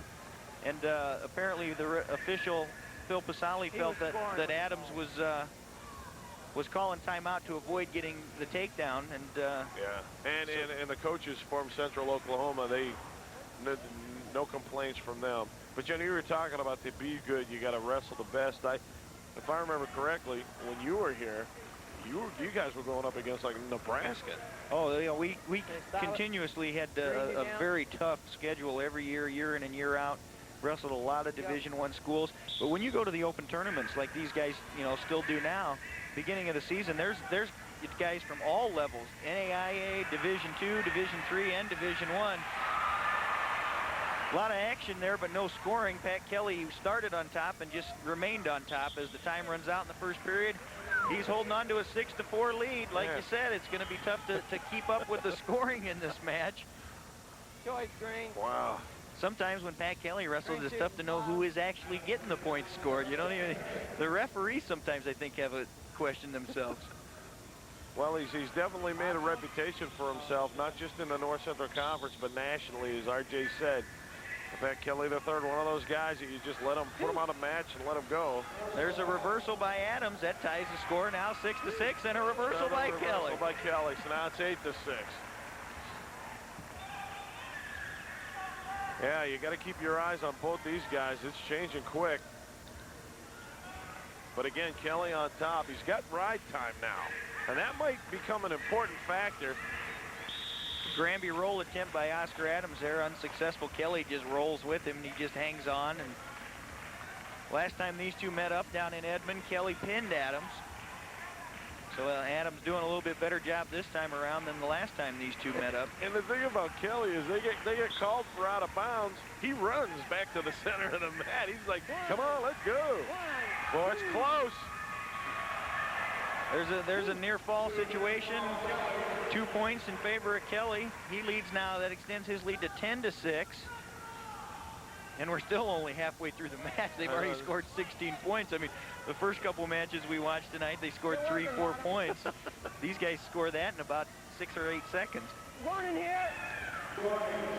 Warning, stalling against Oscar Adams. Not making any attempt to work up out of the bottom. Pat Kelly, very tough rider. Well, and as I say that, he gives up a reversal. 10-8. I think we ought to just sit here and not say anything and just wait until it's over, because no matter what we say, we're going to be wrong. I just can't imagine what it would be like to wrestle Pat Kelly. I mean, like you said, the coaches can't do anything with him. And that doesn't mean he's uncoachable. It's just that, I mean, he has his own technique of doing things. I can't imagine being an opponent. How do you get ready for a guy who wrestles like he comes from Pluto? You really can. I mean, I can't tell you how many matches that he's been behind in the score and ends up doing a move like this and pinning the guy. Two-point reversal. Another reversal for Kelly. Man. 12, what is that, 12-8? 12-8 now in favor of Pat Kelly III from UNO. The clock winds down at the end of the second period. We've scored 20 points. We still got 2 minutes to go. If anything, that just wears the opponents out for Pat Kelly. I mean, guys aren't used to scoring this many points. And there it is. We're at the end of the second period, and Pat Kelly III from UNO leading Oscar Adams in Central Oklahoma 12-8. Kelly has over 2 minutes of ride time, so there's a point there. But more importantly, you look at the team score, 16-12. The Mavericks getting a big pin out of Corey Royal right before the buzzer. Well, no matter what happens in this match, this whole team score is going to come down to the final match, which it doesn't get any better than that. You always want it to come down to the last match to make it exciting for everyone here, and it's going to happen in this match as well. Low single attempt by Adams over on the edge. No points awarded. Kelly, you see on the graphics, leads 13-8 over Oscar Adams, the redshirt freshman from Central Oklahoma. Another wrestler from another product of Oklahoma. He's out of Oklahoma City. This is easily by far been the most aggressive match we've had tonight. Minute 19 to go in the period. 5-point lead for Pat Kelly III at 13-8, but he does have ride time. It'd be nice if he could add a couple more points, get a major decision out of this. Well, like I said, no matter what he does here in this match, it's still going to come down to heavyweight one way or another. So I think they'll be happy just to get a win out of him, and then put their hopes in Jerry Corner at heavyweight. Pat Kelly gets a takedown and then takes an injury timeout. Looks like that shoulder. It looked like when he rolled Adams over for that 2-point takedown. See if we can listen in on referee Phil Pasali's mic.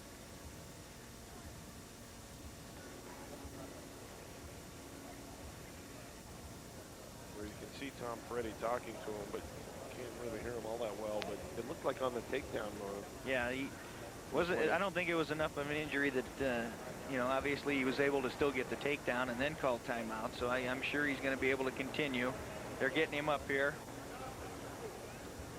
We got 52 seconds left here in the match. Pat Kelly holding on to a 15-8 lead. A second period reversal right there. That was a big move too at 45. that point. Because that's when they were every other that move. That was about a 6-point flurry there. Pat Kelly up on his feet now, working the shoulder around a little bit. Well, right now, if things stay the way they are, with the ride time point, we got an 8-point win. Which makes it, would give the Mavericks a 4-point team victory, which would tie it up 16-16 going into heavyweight. Like I said, it doesn't get any better than that. You always want it to come down to heavyweight, because that way the crowd sticks around. You always feel bad for the heavyweights. You know, if UNO, I remember a lot of duels, we'd jump out to a huge lead where it was out of reach. The crowd leaves before the heavyweights even get up to wrestle. 45 seconds to go in the period. There's another reversal by Adams. That makes the score 15-10 now in favor of Kelly. We'll see if Pat can get that reversal. He's only got a half a minute to do it. Doesn't mean he won't. I think what he's going to try to do here is just finish out the last 30 seconds without making any type of big mistake to get himself in trouble. 20 seconds left in the third period. Adams holding on to it. One red. Yep. There's that stall call on Adams, and that'll give Pat Kelly another point, 16-10. When you're down, Red. Well, if Kelly can escape, that'll give him that 8-point bulge Here we again. go, top.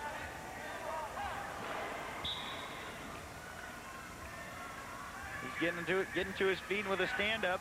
Adams able to hold on. 9 seconds. No points awarded yet. Adams still holding on. 5 seconds to go. That'll do it. And a 1-point escape awarded. Makes the score 17-10, but with a minute 40 riding time, Pat Kelly does wrap up the major decision over Oscar Adams. That'll tie things up coming into the big boys. Oh, man.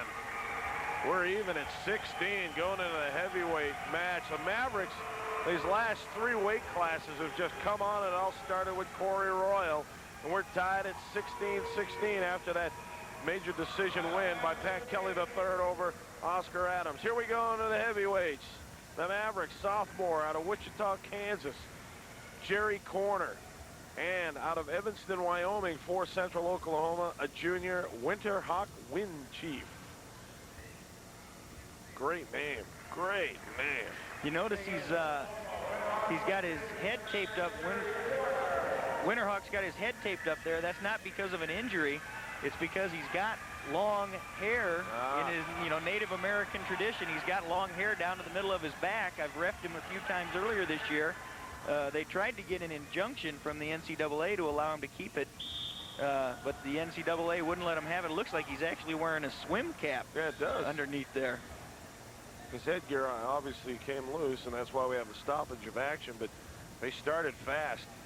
I mean, they started fast. Corner, of course, a lot of people have talked about Jerry Corner this year, and as we said, he's just a sophomore. He's been another real pleasant surprise for Coach Denny and the Mavericks, and Coach Denny always kind of looks at the heavyweights as his project. He lets all the assistant coaches coach the other guys, but the heavyweights are his boys, and he's got a special place in his heart for the heavyweights at all times. But Jerry's come in here and he's beat some really tough guys, and kind of came from nowhere and has earned himself a #2 national ranking. So they're real happy with what he's done so far, and he's got a 23-7 record. These two wrestlers are no strangers to each other either. They've met up twice. Jerry Corner winning both of those matches. I know they wrestled once in an open, and then they wrestled in the duel down in Edmond last month. So Green. So Wind Chief warned for stalling. You talked about heavyweights at UNO. Of course, the first person that comes to mind is Mark Riccatuso, but Clark Snaple, another good heavyweight for the Mavericks. And yeah, Riccatuso, obviously, when you look back over the years, has got the most impressive record of any heavyweight here. Two-time All-American at the Division I level as well. He was a two-time national champ in Division II and a two-time All-American in the Division I ranks. So that was before they changed the rule. That's right. They changed the rule back in 1990 that Division II wrestlers can no longer advance on to the Division I nationals, which is really kind of sad. And I'm not saying this because I'm from a Division II school, but I think overall it's really hurt the sport. It's hurt the Division II level of wrestling.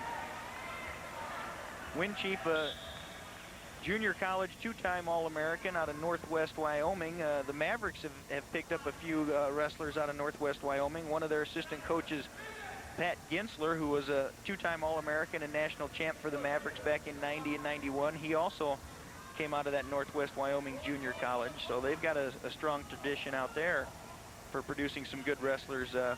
You see that a lot more anymore, especially here at the Division II level. I've noticed it a lot lately. A lot of junior college wrestlers coming into the Division II ranks because Coach Denny, I know, I've talked to him a few times about it. He knows he can pick those guys up and they can come in here and compete right away. Where a high school kid, it might take him 1 or 2 years to get some experience under his belt. Well, Jerry Corner gets a point on the second stall call against Wind Chief. And Coach James comes out and he tells Winterhawk, get in there and wrestle. Less than half a minute to go in this period, and Jerry Corner leads 1-0. Both these wrestlers, nice takedown by Jerry Corner. That was just a case of persistency. He shot in, had a little, almost of a half shot. Wind Chief almost fell down, and Corner just stuck with it and able to get the takedown to end the first period. And That's going to do it. did a nice job of hanging on there the last 5 seconds to keep that 3-0 lead. He's got the 2-point takedown and the 1 point for penalty against Winterhawk Winchief for stalling. Jerry Corner defers his choice to the third period, so Winchief will take down here in the second period. Here we go.